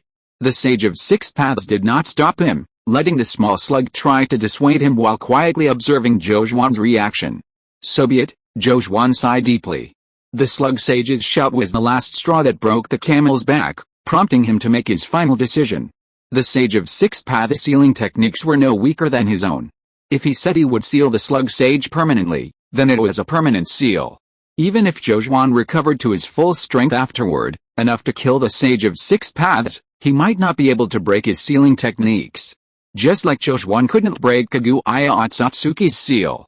Slug Sage, you saved me twice, so I'll return this life to you. A magnificent roar resounded throughout the wilderness, like a thunderclap, its divine power dazzling. At the same time, in Uzushio village, at the clan head's mansion. Summoning true form technique, boom, hundreds of ninjas from various clans formed a large circle, watching Uzumaki Jojuan's performance in utter shock, with occasional whispers among themselves. Standing at the innermost circle were the clan leaders of various clans, including Uzumaki Ryu, Mito, Ashina, Hoshirama, Hyuga Tenin, and Sarutobi Sasuke. Silence. No disturbances allowed, Uzumaki Ryu commanded in a deep voice, instantly silencing the commotion on the outer edges of the crowd. The clan leaders watched Jojuan with grave expressions. At this moment, they sensed something was amiss. If Jojuan's initial sudden appearance and use of the summoning jutsu was due to being belittled and provoked by Uzumaki Ryu, then his repeated use of the summoning jutsu now was definitely abnormal. Especially Uzumaki Ryu, as the saying goes, no one knows a son better than his father. He knew his son was mediocre and had never done anything out of line. Combined with his earlier prohibition against anyone disturbing him, it was clear that his behavior concealed a hidden reason. He now only wanted to observe and see what surprises his son could conjure in this situation. Ninja art, summoning true form technique. Unsurprisingly, the shadow clone failed once again. This was already his umpteenth failure. However, after this failure, the shadow clone's face was ashen, as if he had swallowed a dead fly. What happened? Why didn't my main body respond to me? The shadow clone was puzzled. He had actually succeeded in his technique, sensing the location of his main body, but since the main body didn't respond to his summoning, he naturally couldn't teleport there. Could it be that the main body is so badly injured that it can't respond to the summoning technique? Mito, seeing her brother's fluctuating expression, couldn't help but ask, Jojuan, what exactly are you trying to do? Can I help you? Yeah, second brother, I'll help you with whatever you want to do. You're making me a little scared, Ashina also said. Watching his second brother use the summoning technique almost to the point of madness, it was impossible for Ashina not to worry. The shadow clone didn't respond to the two siblings. After thinking for a moment, he formed the hand seals for the summoning technique again and slammed his palm hard into the ground. Without saying anything, he would just charge in. Ninja art, summoning the main body technique. However, this summoning result was different from the previous dozen or so. From everyone's perspective, after Jojuan struck out with his palm, he suddenly exploded into smoke with a poof. A moment of silence fell over the entire arena. Then everyone erupted in cheers. Second brother, Jojuan, holy crap, everyone was stunned and shocked, staring at each other in disbelief. Some people just disappear while trying to summon spirits. Uzumaki Dragon rushed forward, but couldn't find his son anywhere. The wet-bone forest was now a ruin. Jojuan absorbed the chakra transmitted back by the shadow clone, feeling a bit of health restored, but also completely cutting off his escape route. Jojuan, go. Don't worry about me. The slug sage acted like the heroine in a tragic drama, urging Jojuan to run away in a delicate voice. Jojuan, in turn, acted like the heroine in a tragic drama, turning around resolutely, determined not to abandon her, displaying a do-or-die spirit. Not running away anymore, the Sage of Six Paths, naturally the main villain in this tragic drama, vaguely guessed what Jojuan was about to do and breathed a sigh of relief. He admitted that the other party was impeccable in both character and conduct, willing to sacrifice his own life for his savior, and in terms of benevolence and righteousness, he was indeed no less than his son Ashura. But he shouldn't have, absolutely shouldn't have possessed that eye. Sage of Six Paths, remember this, Jojuan, stand tall and have a clear conscience. If I don't die, you'll, Jojuan roared, pouring all the chakra transmitted back by his shadow clone into his right eye, recklessly activating the power of his Sharingan. Then, his whole body was enveloped in a bloody aura, carrying a fierce and determined aura, and he charged towards the Sage of Six Paths. Jojuan, why are you doing this? At this moment, the thousands of small slugs clinging to the surface of planetary devastation wept uncontrollably. They really hoped that Jojuan could escape. I'm sorry for what happened to you.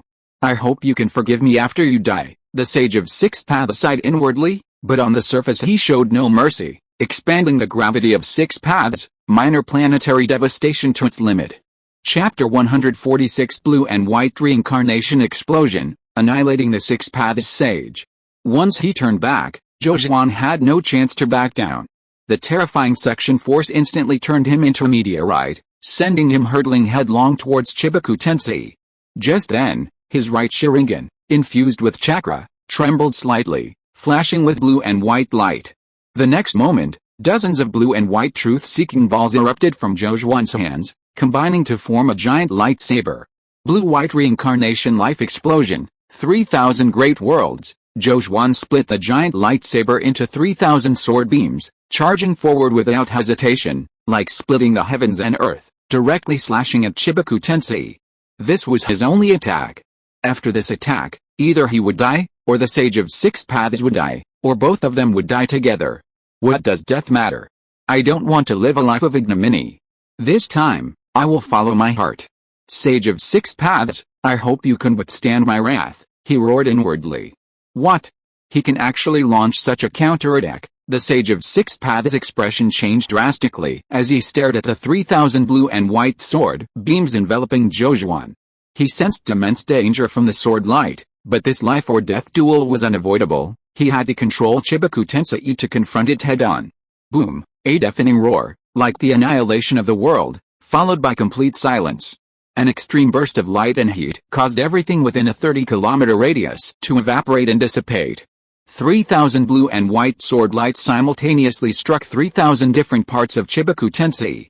After a brief stalemate, the sword lights pierced straight through with unstoppable force. The moment it was sliced open, the massive Chibaku Tensei shattered into countless fragments. Sigh, Zhou faintly heard a sigh. However, he showed no mercy. His handsome features were distorted by the force of his attack, and he unleashed the remaining few dozen sword lights, hurling them wildly at the Sage of Six Paths. The Sage of Six Paths had no physical body, he was now merely a mass of chakra. Struck by the blue and white sword lights, he didn't even show any sign of pain, instantly obliterating himself into nothingness. I won. Zhou managed a weak smile, a bitter laugh. He looked utterly wretched, covered in blood, a quarter of his body devoid of flesh, revealing the stark white bones beneath. In his final moments before losing consciousness, he closed the 8 gates, his eyelids shut uncontrollably, and he plummeted to the ground like a kite with a broken string. Uzumaki Shōsō, a slug clone several meters in size, was startled and leaped into the air, catching Zhou with its soft tongue. Why did you do this? Looking at the dying man on its tongue, the slug sage was overwhelmed with emotion, unable to express the 1,000 words it wanted to say. In the 56th year of the Warring States period, a major event occurred in the once-renowned Uzumaki village.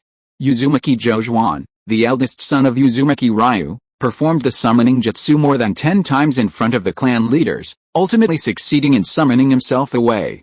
Such strange tales circulated among the ninja clans of the Land of Fire, becoming a topic of conversation for many ninjas, leading to the summoning jutsu becoming a forbidden technique that no one dared to use for a period of time.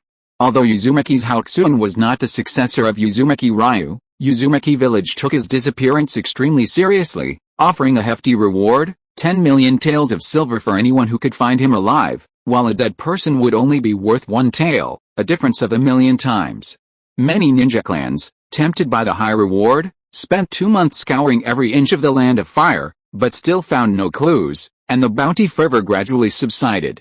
Until 3 months later, Zhaoxun slowly opened his eyes, a vast darkness filling his vision. Although surrounded by darkness, his vision was unaffected, and he clearly saw that he was in a huge underground cavern. Did I survive? Zhaoxun was bewildered, trying to recall the scene of his battle with the Sage of Six Paths.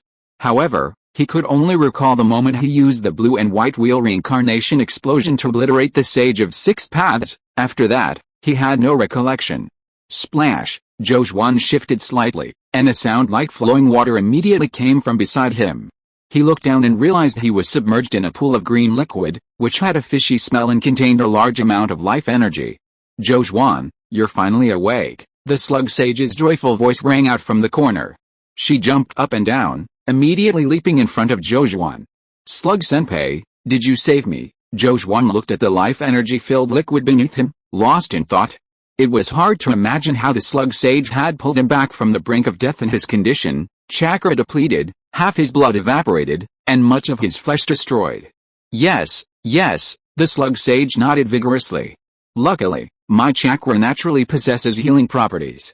After you fainted that day, I immediately used my chakra essence to condense a life-giving solution, which maintained your bodily functions. If it had been the toad sage or the white snake sage, they definitely wouldn't have been able to save you. Zhou felt extremely fortunate upon hearing this, knowing that the slug sage wasn't exaggerating at all. After all, he had turned back to fight the Sage of Six Paths with a resolve to die that day, and it was truly a stroke of luck that he survived. Thank you for your trouble, Senior Slug. This is the third time Senior Slug has saved my life, Zhou exclaimed. He was incredibly grateful when the slug sage saved his life the first time. The second time, he was willing to give his life in return. After being saved for the third time, his emotions calmed down considerably, because the slug sage now held a place in his heart no less important than his closest relatives like Uzumaki Ryu, Mito, and Ashina. If you hadn't been trying to stop me from being sealed, you could have easily escaped, the slug sage said, moved. Uzumaki's Hakusen, you really shouldn't have turned back that day. I still feel terrified thinking about it now. The Sage of Six Paths can't kill me, at most, he can only seal me. And for the past 1,000 years, I've been isolated in the Shikatsu forest, which is practically the same as being sealed. Consider it just a change of scenery for my training. That's not how it works, Hakusen interrupted, shaking his head. Senior Slug incurred the Sage of Six Paths' wrath because he helped me. If I were to watch him seal him away while I escape alone, I would rather die than live. No one in heaven or on earth can humiliate Senior Slug in front of me. Even if I were given another chance, I would still fight the Sage of Six Paths to the death without hesitation. Due to his weakened state, Zhou words weren't forceful, but his calm tone revealed his truest thoughts. The simple-minded slug sage had never had his heart so openly expressed before. He was instantly moved to tears.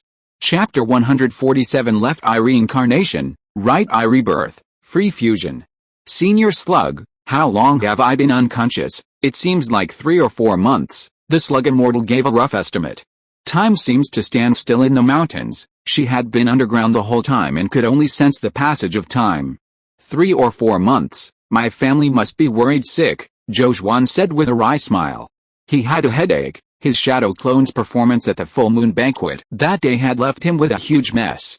When he returned to Whirlpool Village, he would have to figure out how to cover it up. There's nothing we can do about it, the slug immortal blinked and said. Your injuries haven't fully healed yet, so you can't leave. How about I send a slug clone to explain the situation to your family? No need. I've already been missing for 3 or 4 months, so another month or 2 won't matter. Explaining the situation to them now would only cause unnecessary worry. Zhou shook his head. Whatever happens later, we'll talk about it after you've recovered. Your injuries are too severe. If you don't take proper care, you could easily develop a chronic illness, the slug immortal said with concern. She then inquired in detail about Zhou's physical condition, asking if there was any discomfort that could help increase the concentration of the life-giving solution. She told him not to worry too much and to simply rest. Knowing that Zhou's condition was gradually improving, she felt relieved and didn't disturb his rest any further, letting him relax. Actually, the slug sage's condition was also quite bad. More than 80% of the chakra she had painstakingly accumulated over 1,000 years of cultivation had been absorbed by Zhou. Adding to this, she had shielded him from the Sage of Six Paths' fatal attack, nearly being sealed away, and finally used her chakra essence to condense the life-giving solution. All these losses would take at least a decade to recover. However, she didn't tell Zhou any of this. I've hardly ever owed anyone a favor, except for the slug sage, whom I owe so much that I can't repay, Zhou thought silently, watching the slug sage enter a meditative state beside him. Although the slug sage hadn't told him anything, he understood perfectly well. He could clearly sense that the slug sage's chakra fluctuations were far weaker than before, clearly a lingering effect of his battle with the Sage of Six Paths. In the end, strength is the most important thing. If I had been stronger that day, neither I nor the slug sage would have been so badly persecuted by the Sage of Six Paths. I must adapt to the power of the Sharingan as soon as possible. One lesson learned that day is enough. Zhou had spent 4 years fully adapting to the power of the Tenseigan, and since the Sharingan surpassed the Tenseigan, it would definitely take even longer to adapt. However, just as Zhou was about to begin studying his new eye, he suddenly discovered something that greatly surprised him. The Sharingan has separated again. He looked at the life-giving solution beneath him. The surface of the water clearly reflected the details of his face. His right eye socket didn't house the blue and white Sharingan, but rather the pure, sapphire-like Tenseigan. His left eye socket wasn't idle either. The Rinnegan was properly housed there. Weren't these two eyes fused into one? How could they be separated? Jojuan was utterly perplexed. His heart leaping into his throat. He had endured countless hardships to fuse the Sharingan that day, almost draining the slug sage's chakra accumulated over 1,000 years. He couldn't let him cause any more trouble. After much hesitation, Jojuan carefully channeled his chakra, injecting it into each eye. In the water's reflection, both eyes trembled simultaneously upon receiving the chakra, and then Jojuan experienced a profound realization. He could now control his two eyes as if they were extensions of his own limbs, choosing whether or not to fuse them. Merge them, Jojuan thought to himself. Undoubtedly, the combined power of the two eyes would be stronger, otherwise, the Sage of Six Paths wouldn't have been so wary and insisted on destroying the Rinnegan that day. With this thought, the Rinnegan transformed into its purest form of power, dissipating in his left eye socket and merging into the Tenseigan on his right. The Tenseigan quickly turned blue-white, transforming in moments into the familiar Rinnegan. Jojuan breathed a sigh of relief. Thankfully, the Rinnegan wasn't damaged at all. He had been quite frightened when he discovered the two eyes separating. Something's wrong. Jojuan's expression changed drastically. A massive suction force suddenly emanated from the Rinnegan. At that moment, not only was his chakra being drawn towards his right eye, but the active energy contained in the life-giving fluid beneath him was also being frantically devoured. Jojuan tried to stop the Rinnegan's suction, but failed. He gritted his teeth and immediately manipulated the two eyes to separate. This action was indeed effective. A pure white aura was drawn from the Sharingan, drifting into the left eye socket and reforming into the Rinnegan, the suction disappearing as a result. I see, Jojuan mused. The Sharingan form requires a large supply of chakra to maintain. Once the chakra supply is lost, it automatically dissolves the fusion mode, transforming into the Rinnegan and Tenseigan. That day, after I fainted, my two eyes lost their chakra supply, which is why they separated automatically. Jojuan understood the principle behind the fusion and separation of the two eyes. His heart, which had been pounding, returned to its normal state, and he was no longer worried. He roughly estimated that in his prime, with his chakra reserves, he could only maintain the Sharingan form for a maximum of 10 minutes. And that only considered chakra. Physical strength also had to be taken into account. With his current physique, he could barely withstand the power of the Tenseigan, but if he wanted to withstand the power of the Sharingan, he would definitely need to strengthen his physical abilities, otherwise he would eventually suffer from kidney deficiency like Nagato. Looks like I still can't neglect my taijutsu. I'm destined to be a muscle-bound hunker from which there's no turning back. I just wonder, once I've trained my body to withstand the power of the Sharingan, which girl will be able to resist me? There's also a possibility that he'll remain single indefinitely, and this seems highly likely. Damn it, even the Sage of Six Paths was killed by me. My standards for a partner have to be even higher. Thinking of this, Jojuan felt a pang of bitterness. Heaven help him, he really didn't want to die alone, but now, looking across the entire ninja world, which girl was worthy of him? Finding someone he liked was incredibly difficult for him, harder than going to the moon. I'll forget about these worries for now. My priority is to recover. Jojuan shook his head, clearing his mind of distractions, and stopped his research on the Sharingan. He began absorbing the active energy contained in the life solution to repair the functions of his body. He knew this life solution was hard-won, condensing the chakra essence of the slug sage. Not a single drop could be wasted. Time flies like an arrow, and 2 months have passed in the blink of an eye. Chapter 148 Enemy Attack? Where is the enemy attack? 2 months later, Jojuan finally absorbed every last drop of the life-giving solution that the slug sage had given him. His condition had returned to its peak, all his injuries and ailments were completely healed, and he even felt stronger, his every movement radiating energy and vitality. Thank you so much for your healing, Senior Slug. I'm completely healed, Jojuan said, beaming. He felt that if he were to face the Sage of Six Paths again now, he could absolutely beat him senseless, then drag him into the 64 seal space and leave him to keep Black Zetsu company. He wondered if his blue and white reincarnation technique that day could have obliterated the Sage of Six Paths. Chakra aggregates are difficult to kill. You were already physically strong, you recovered even faster than I expected, the slug sage said, his tone slightly reluctant. Now that you're fully recovered, go back and tell your family the good news as soon as possible, so they won't worry. Healing meant Zhou Zhuan had to leave. Having shared hardships with Zhou Zhuan, the slug immortal considered him a confidant. She genuinely hoped he would stay and live in seclusion with her, far removed from the hustle and bustle of the mortal world. However, she knew her hope was unrealistic. After all, Zhou Zhuan was different. He didn't have her long lifespan. He had family, other friends, and many things waiting for him. I see Senior Slug is quite bored alone in the wet bone forest. Why don't you come with me? My hometown, Whirlpool Village, has many novel and interesting things. I'm sure you like them, Zhou Zhuan invited. The slug immortal pondered for a moment, then shook her head. Never mind, I don't like noisy places. Besides, with you coming to visit every now and then, I won't be bored. Alright, Zhou Zhuan didn't press the matter. The Fire Kingdom was currently in the late Warring States period, filled with the smoke of war and constant fighting. It was indeed unsuitable for leisure. Let's wait until the chaos subsides before taking the slug sage out to see the world.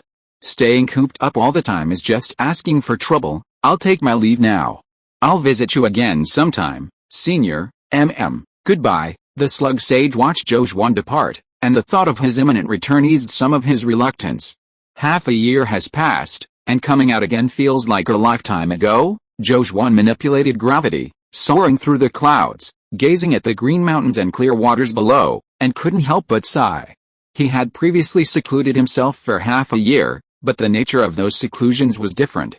Before, his main body would be in seclusion while his shadow clones gathered intelligence outside. Even after the seclusion ended, he remained fully informed about the outside world, his information flow seamless. However, this time he had truly been isolated from the world for half a year, completely ignorant of its existence. Even if someone told him now that the Uzumaki clan had established a kingdom or that Hashirama had founded Konoha, he would believe it. But if anyone told him about the annihilation of the Uzumaki clan or Hashirama's death, he would definitely unleash a blue and white reincarnation blast. Zhou Zhuan admitted that he had indeed changed a lot of things from the original work, but most of them were for the better. Going back to Uzumaki village feels strange, like the fear of returning home. Zhou Zhuan used Kagura's mind's eye to sense his surroundings, quickly confirmed his direction, and plunged into the vast wilderness of mountains. By the time he arrived at Uzumaki village, it was almost evening. The sunset on the horizon was a brilliant crimson, like a blazing fire. Stop. Are you a resident of Uzumaki village and you're trying to walk in? Zhou Zhuan was stopped by the guards at the village entrance, who wouldn't let him in. Although he had changed into clean clothes, his beard and hair were unkempt, making him look suspicious. You, Uzumaki Maple Leaf, don't you even recognize me? Zhou Zhuan laughed and cursed, kicking the guard who stopped him to the ground. He used to be a minor official in the police department of Uzumaki village, someone with some standing. The guard named Uzumaki Maple Leaf was about to shout enemy attack, but the familiar voice made him pause. He stared at Zhou Zhuan with suspicion for a moment, then exclaimed incredulously, "Young Master Zhou Zhuan? You're young Master Zhou Zhuan." The other guards nearby were all startled, instantly on high alert. "Keep it down. I'm going home for a bit. I'll treat you to drinks another day," Zhou Zhuan said casually, then strode into the village. Uzumaki Maple Leaf, still in the position where he'd been kicked, stared blankly at Zhou Zhuan's retreating figure, vaguely hearing him mutter to himself, "Is Dad so rich now that he even has a Jonin guarding the gate?" It was this muttering that reminded Uzumaki Maple Leaf that he was a Jonin. "Yes, I'm a Jonin. Everyone knows that young Master Zhou Zhuan is only a special Chunin. How could he have kicked me down like that?" Considering the current tense and turbulent situation, Uzumaki Maple Leaf made a judgment almost instantly. This young Master Zhou Zhuan must be an imposter. Uzumaki Maple Leaf immediately pulled out a signal flare from his pocket and decisively pulled the fuse. A multicolored firework exploded in the sky. Zhou Zhuan noticed a commotion and turned to look up at the sky. "Oh. Not bad. He even knew to set off fireworks to welcome me home. Uzumaki Maple Leaf has such high emotional intelligence, how come I never noticed before?" Thinking of this, Zhou Zhuan smiled and nodded at Uzumaki Maple Leaf, quite satisfied with his behavior. However, in Maple Leaf's eyes, his smile had the air of someone furious after their scheme was exposed, which inexplicably sent a chill down his spine. "Enemy attack! Enemy attack!" He shouted at the top of his lungs. Not good, someone has invaded Uzumaki village. At the same time, all the Uzumaki village ninjas patrolling the streets saw the signal flare explode in the sky above the east gate. Their expressions changed, and they immediately ran towards the east gate. Clan headquarters. Uzumaki Ryu, Ashina, Biwa, and Uzumaki Kosei, who had just learned to walk, were peacefully enjoying their dinner. Suddenly, bang, a signal flare exploded not far away. Those guys, are they ever going to stop? Ashina angrily slammed down his bowl and chopsticks, abruptly standing up. Since his second brother's disappearance, his temper had become much more volatile. Do they really think we can just bully our Uzushio village like this? Uzumaki Ryu's eyes also flashed with killing intent. Without a word, he leaped onto the roof and headed straight for the east gate. Wait, an enemy attack? Where is the enemy attack? Jojuan was dumbfounded. He could sense hundreds of chakra fluctuations rapidly approaching him. Maple Leaf, it's me, Uzumaki Jojuan. We worked together in the police department. Uzumaki Maple Leaf sneered continuously. There are people who impersonate young Master Jojuan, but you're the first one as brainless as me, and your transformation technique is so ugly. Jojuan was stunned again. What? Someone impersonated me before? Bah, no, I am who I am. Too lazy to explain to him, Maple Leaf Whirlpool ruthlessly ordered the remaining guards, go, take down this imposter. Chapter 149 My brother exposed my identity as a hero of Whirlpool Village. Ninja art, multiple shadow clone technique. PFFT hundreds of shadow clones materialized out of thin air, rushing towards Jojuan one after another. Jojuan was both amused and exasperated, thinking to himself, what kind of situation is this? I thought my return home would be a touching scene, but I never expected to have to fight my own clansmen before even entering the village. Maple Leaf, you've misunderstood. I really am Jojuan, not an imposter, he explained while using his superior taijutsu to dodge the shadow clones' attacks, casually counterattacking with two moves, causing all the shadow clones that approached him to explode into smoke. He wasn't planning to surrender easily. He had been missing for over half a year, and this time he wanted to give Uzumaki Ryu a surprise upon returning to the village, to let his father know that his son had made something of himself. This imposter is incredibly strong. Uzumaki Maple Leaf's expression turned serious. Based on Jojuan's performance against the shadow clones, he judged that Jojuan was at least an elite Chunin, and possibly even at the clan leader level. You still claim you're not an imposter? The real young Master Jojuan has no such strength. Uzumaki Maple Leaf was now completely certain the other party was an imposter. He had initially been somewhat fooled by the man's tone and demeanor, which closely resembled the real Jojuan. But upon reflection, he realized the man had many flaws. I'm not going to argue with you. Call my father here, he can tell the difference between the real and the fake, Jojuan said helplessly. The Uzumaki clan members were all stubborn and difficult to reason with. Uzumaki Maple Leaf sneered, a mere imposter dares to dream of meeting the village chief? Kill him without mercy. Jojuan was speechless. At that moment, he sensed two familiar chakra fluctuations approaching. Turning his head, he saw Uzumaki Ryu and Ashina rushing towards them from afar, followed closely by hundreds of ninjas. His face lit up with joy, and he was about to call out father, when Uzumaki Maple Leaf interrupted, shouting, Village Chief, another foreign ninja has infiltrated Uzumaki village impersonating young Master Jojuan. I've discovered him. Uzumaki Dragon's cold gaze fell on Jojuan, and when he saw his disheveled face, he felt a strange unease. Damn it. You dare impersonate my second brother? You're tired of living, Ashina roared in fury, immediately conjuring a massive Reincarnation and using Shunpo to slam it towards Jojuan's forehead. Ashina, can't you use your brain? You believe everything people say, Jojuan said speechlessly, surprised that his younger brother was so reckless. He was a father, after all, why couldn't he be smarter? He also conjured a massive Reincarnation, clashing with Ashina's.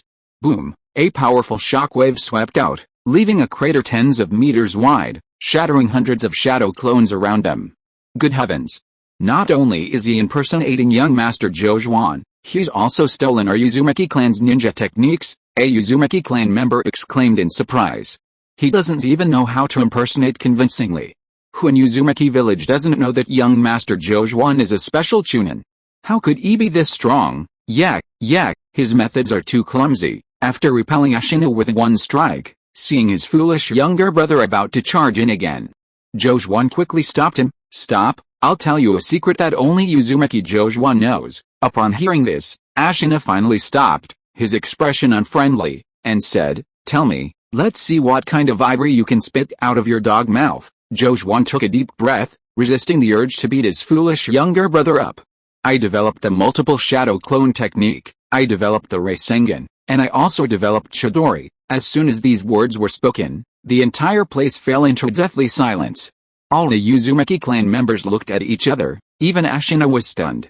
Young Master Ashina announced this publicly half a year ago. Suddenly, a member of the Uzumaki clan couldn't help but say, young Master Jojuan not only developed those ninjutsu, but he also came up with a plan to establish Uzashio village.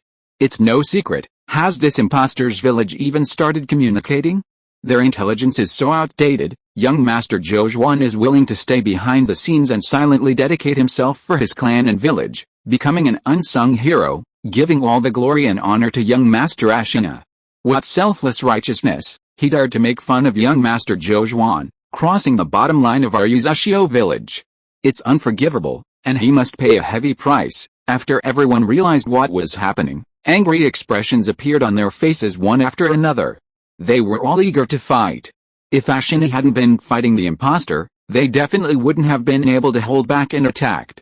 Jojuan's facial expression changed dramatically, from a calm smile of complete confidence to utter bewilderment. You told them everything? He looked at Ashina in disbelief. He had originally intended to use this secret to convince his younger brother, but Ashina had already exposed him. So, he was the only one involved and still thought it was a secret? What happened to always taking the blame for his second brother? You traitor. Those ninjutsu were developed by my second brother, what does it have to do with you? Ashina was too lazy to waste words with him. His second brother was a sore spot deep within him. He would never allow anyone to impersonate his second brother, because that was smearing him. In his rage, he unleashed his ultimate move, a dozen or so Vajra chains shooting out from his body, piercing straight towards Jojuan. Good, now you should have nothing to say. Seeing the Vajra chains, a glint flashed in Jojuan's eyes. He had another idea. The next moment, a dozen or so Vajra chains also shot out from his body, intertwining with Ashina's chains. What? Witnessing Vajra chains also shooting out from Jojuan's body, the Uzumaki dragon's pupils shrank, shut and moved. The other Uzumaki clan members also changed color. How can he use the adamantine sealing chains? Good heavens! Not only did he steal our Uzumaki clan's Rasengan, but he also stole the adamantine sealing chains. Wait a minute, something seems off. The adamantine sealing chains are our Uzumaki clan's bloodline limit. How did he steal them? Could he really be young Master Jojuan? Hiss. Upon hearing this conclusion, everyone gasped in disbelief. Young Master Jojuan has returned after being missing for half a year, and he's already so strong. They had initially believed him to be an imposter because of the strength Jojuan had displayed. After all, they had never heard of anyone growing from a special chunin to an elite jonin in just 6 months. You're my second brother. At this moment, Ashina seemed to have been struck on a pressure point, staring blankly at Jojuan, his eyes involuntarily reddening. Nonsense! Jojuan rolled his eyes in annoyance and put away the adamantine sealing chains. He had only intended to give his father and the others a surprise, but unexpectedly, the surprise had turned into shock, leaving him speechless with frustration. Second brother, Ashina cried with joy, rushing forward to hug Jojuan tightly. I thought I'd never see you again. It's so good you're back, so good you're back, wah. Chapter 150. The Uzumaki clan has no chosen one, only a genius. Jojuan felt a slight awkwardness on his face, but a warmth rose in his heart. At this moment, he felt that Ashina had become that snotty-nosed little kid again, following him everywhere, impossible to shake off. You're a father now and still crying? Aren't you ashamed? Jojuan sighed, gently patting Ashina's back. It really is young Master Jojuan. Seeing the two brothers embracing tightly, the Whirlpool clan members beside them had no more doubts and ran towards them with joyful laughter. You brat, I knew you'd come back eventually, Whirlpool Dragon said, suddenly wiping the corner of his eye. Second brother, how could you have disappeared half a year ago? Young Master Jojuan, you've become so strong. I think you're at least an elite jonin level. I'm sorry, young Master Jojuan, I really didn't expect it to be you. Please forgive my rudeness. Young Master Jojuan's safe return is a stroke of luck amidst misfortune. Thank God. Ever since young Master Jojuan disappeared, the village chief has been terribly worried. Hundreds of Uzumaki clan members gathered around Jojuan, each one talking animatedly, genuinely happy for his return. Many clan members, in their excitement, couldn't help but reach out and, imitating Ashina, put their hands on Jojuan's shoulders, expressing their joy through physical contact. Originally, Jojuan was just a nobody in the clan, not many people paid him any attention. But since his mysterious disappearance half a year ago, and after Ashina announced all the contributions he had made to the clan, his name instantly spread throughout Uzumaki village, instantly throughout the Land of Fire. Everyone knew him. It turns out that techniques like multiple shadow clone jutsu and Rasengan weren't just lucky finds for Ashina, they were all painstakingly developed by Shōsō on his own. When the Uzumaki clan members first learned of this, they were all incredulous, unable to believe that the usually unassuming Shōsō could have made such a significant contribution to the clan. In earlier years, the Uzumaki clan suffered greatly from the threat of the Kaguya clan, the two clans being sworn enemies, constantly fighting and waging war. The Uzumaki clan was no match for the Kaguya clan on the battlefield, and several times they faced the threat of extinction. It wasn't until the emergence of techniques like multiple shadow clone jutsu and Rasengan that the tide of war turned, allowing them to severely damage the Kaguya clan on the battlefield and lay the foundation for the later establishment of their village. The Uzumaki clan members are naturally endowed with enormous chakra reserves, and techniques like multiple shadow clone jutsu, Rasengan, and Chidori, which consume a great deal of chakra, seem tailor-made for them, making them invincible on the battlefield. It's no exaggeration to say that the ninjutsu Jojuan developed saved at least half the lives of the Uzumaki clan. My second brother sees fame and fortune as fleeting clouds and dirt, unwilling to be burdened by gossip. He only wants to focus all his energy on developing ninjutsu for the clan, so he pushed me out, letting me pretend to have accidentally found those ninjutsu, which is how I earned the title of Child of Destiny. Actually, the Uzumaki clan doesn't have a Child of Destiny, only my second brother is a genius, Ashina said on the day Jojuan's achievements were revealed. The Uzumaki clan erupted in jubilation. They were filled with regret for letting the great hero of the Uzumaki clan remain unknown within the clan for so many years, failing to give him enough honor and respect. Those who had privately criticized Jojuan even slapped themselves on the spot. Then Ashina announced something even more unbelievable. Not only ninjutsu, but even the plan to establish Uzumaki village was Jojuan's idea, which he then relayed to Uzumaki Ryu. Do you really think my second brother is just holding the title of clan chief's son for nothing? Do you still think my second brother is mediocre and incompetent? No. You are all wrong. My second brother's contributions to the clan are unparalleled. Without my second brother, there would be no prosperous and thriving Uzumaki village today.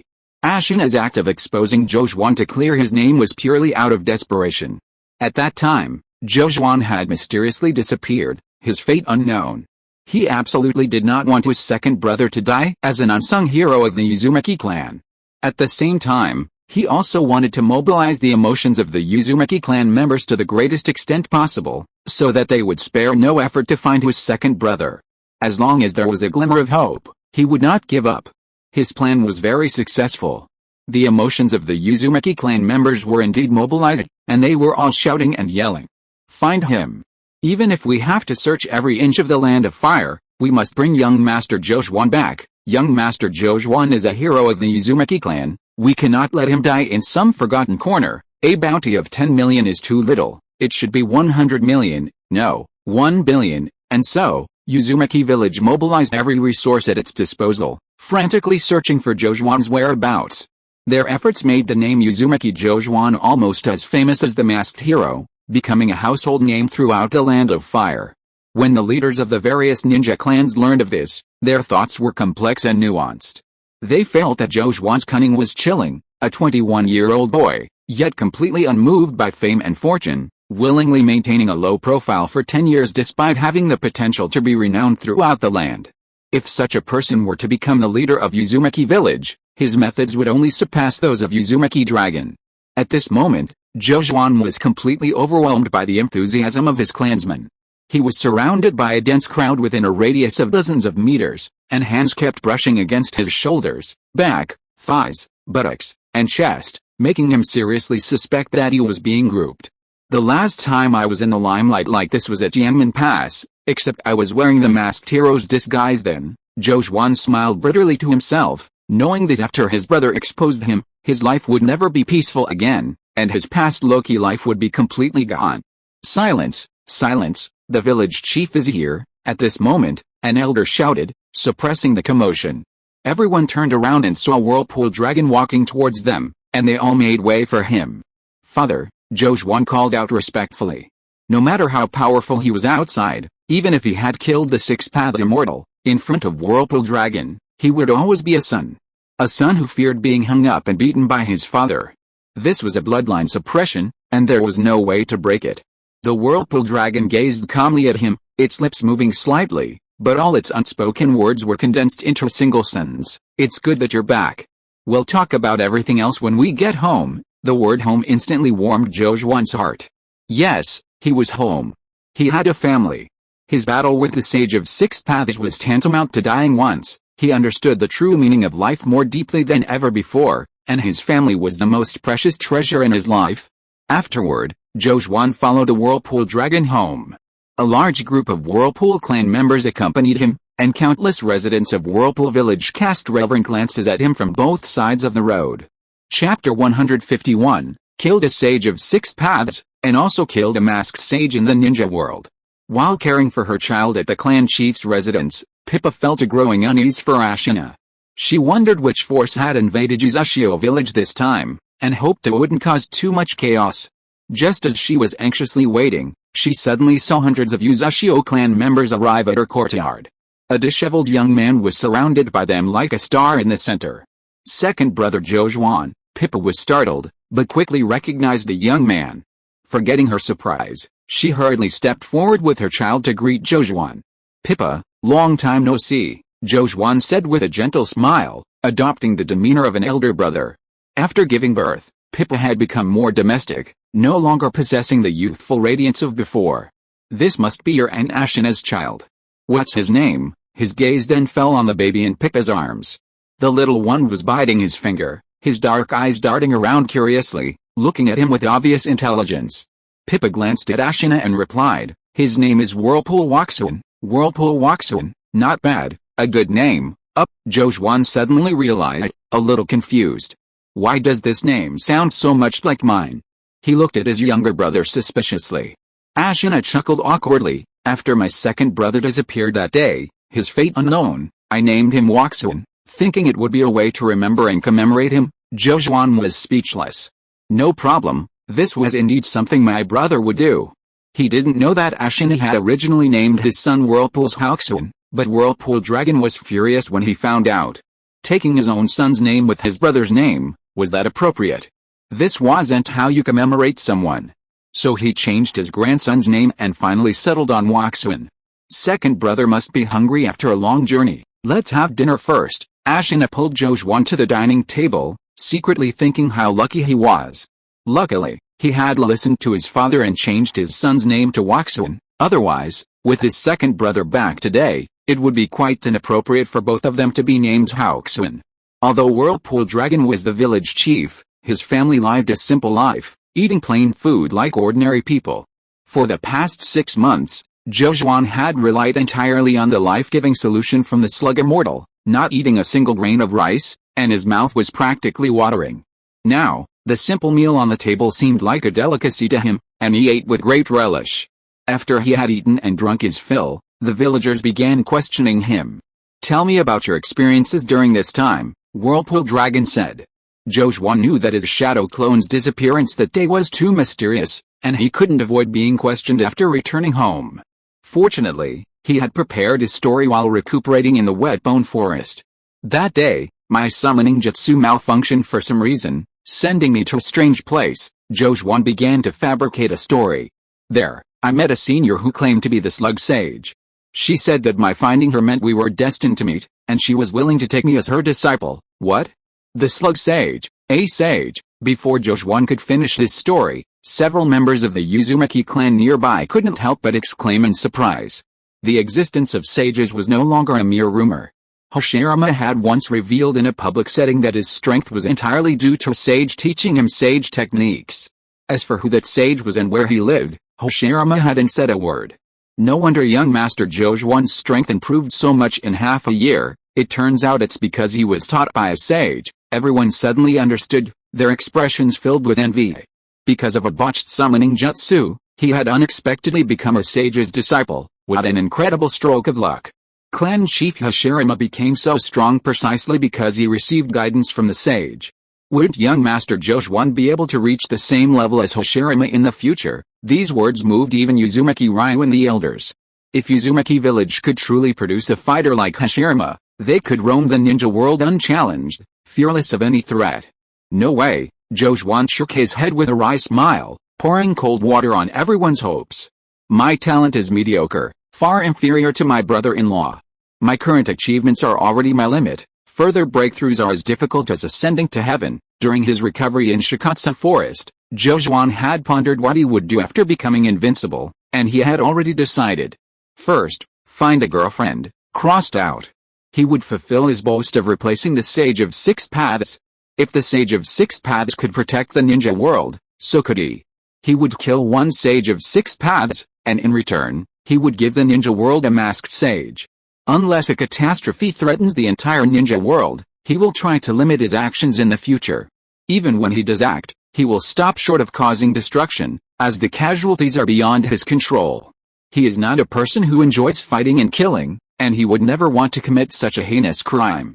If the Otsutsuki aliens invade 70 or 80 years from now, and he has figured out a way to achieve immortality, he will definitely fight them with all his might, and perhaps even reach their home planet.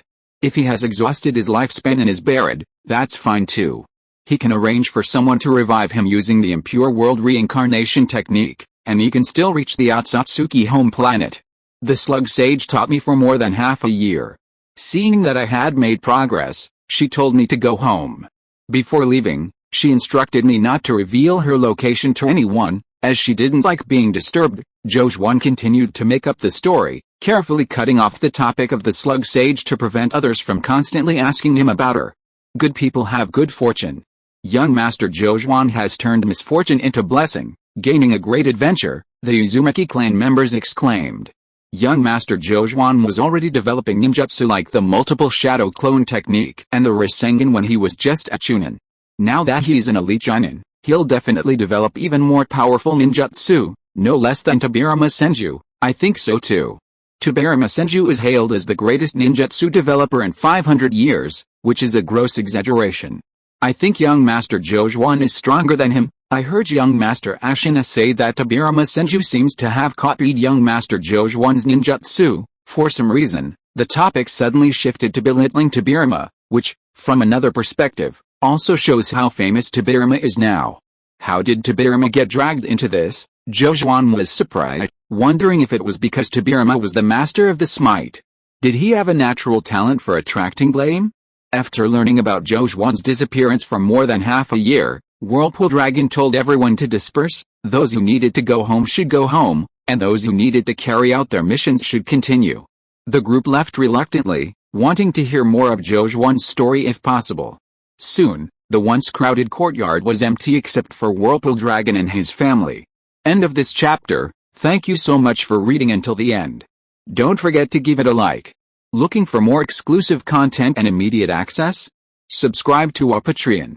Remember, every like, subscription or donation encourages us to continue. Thank you all. See you in the next video.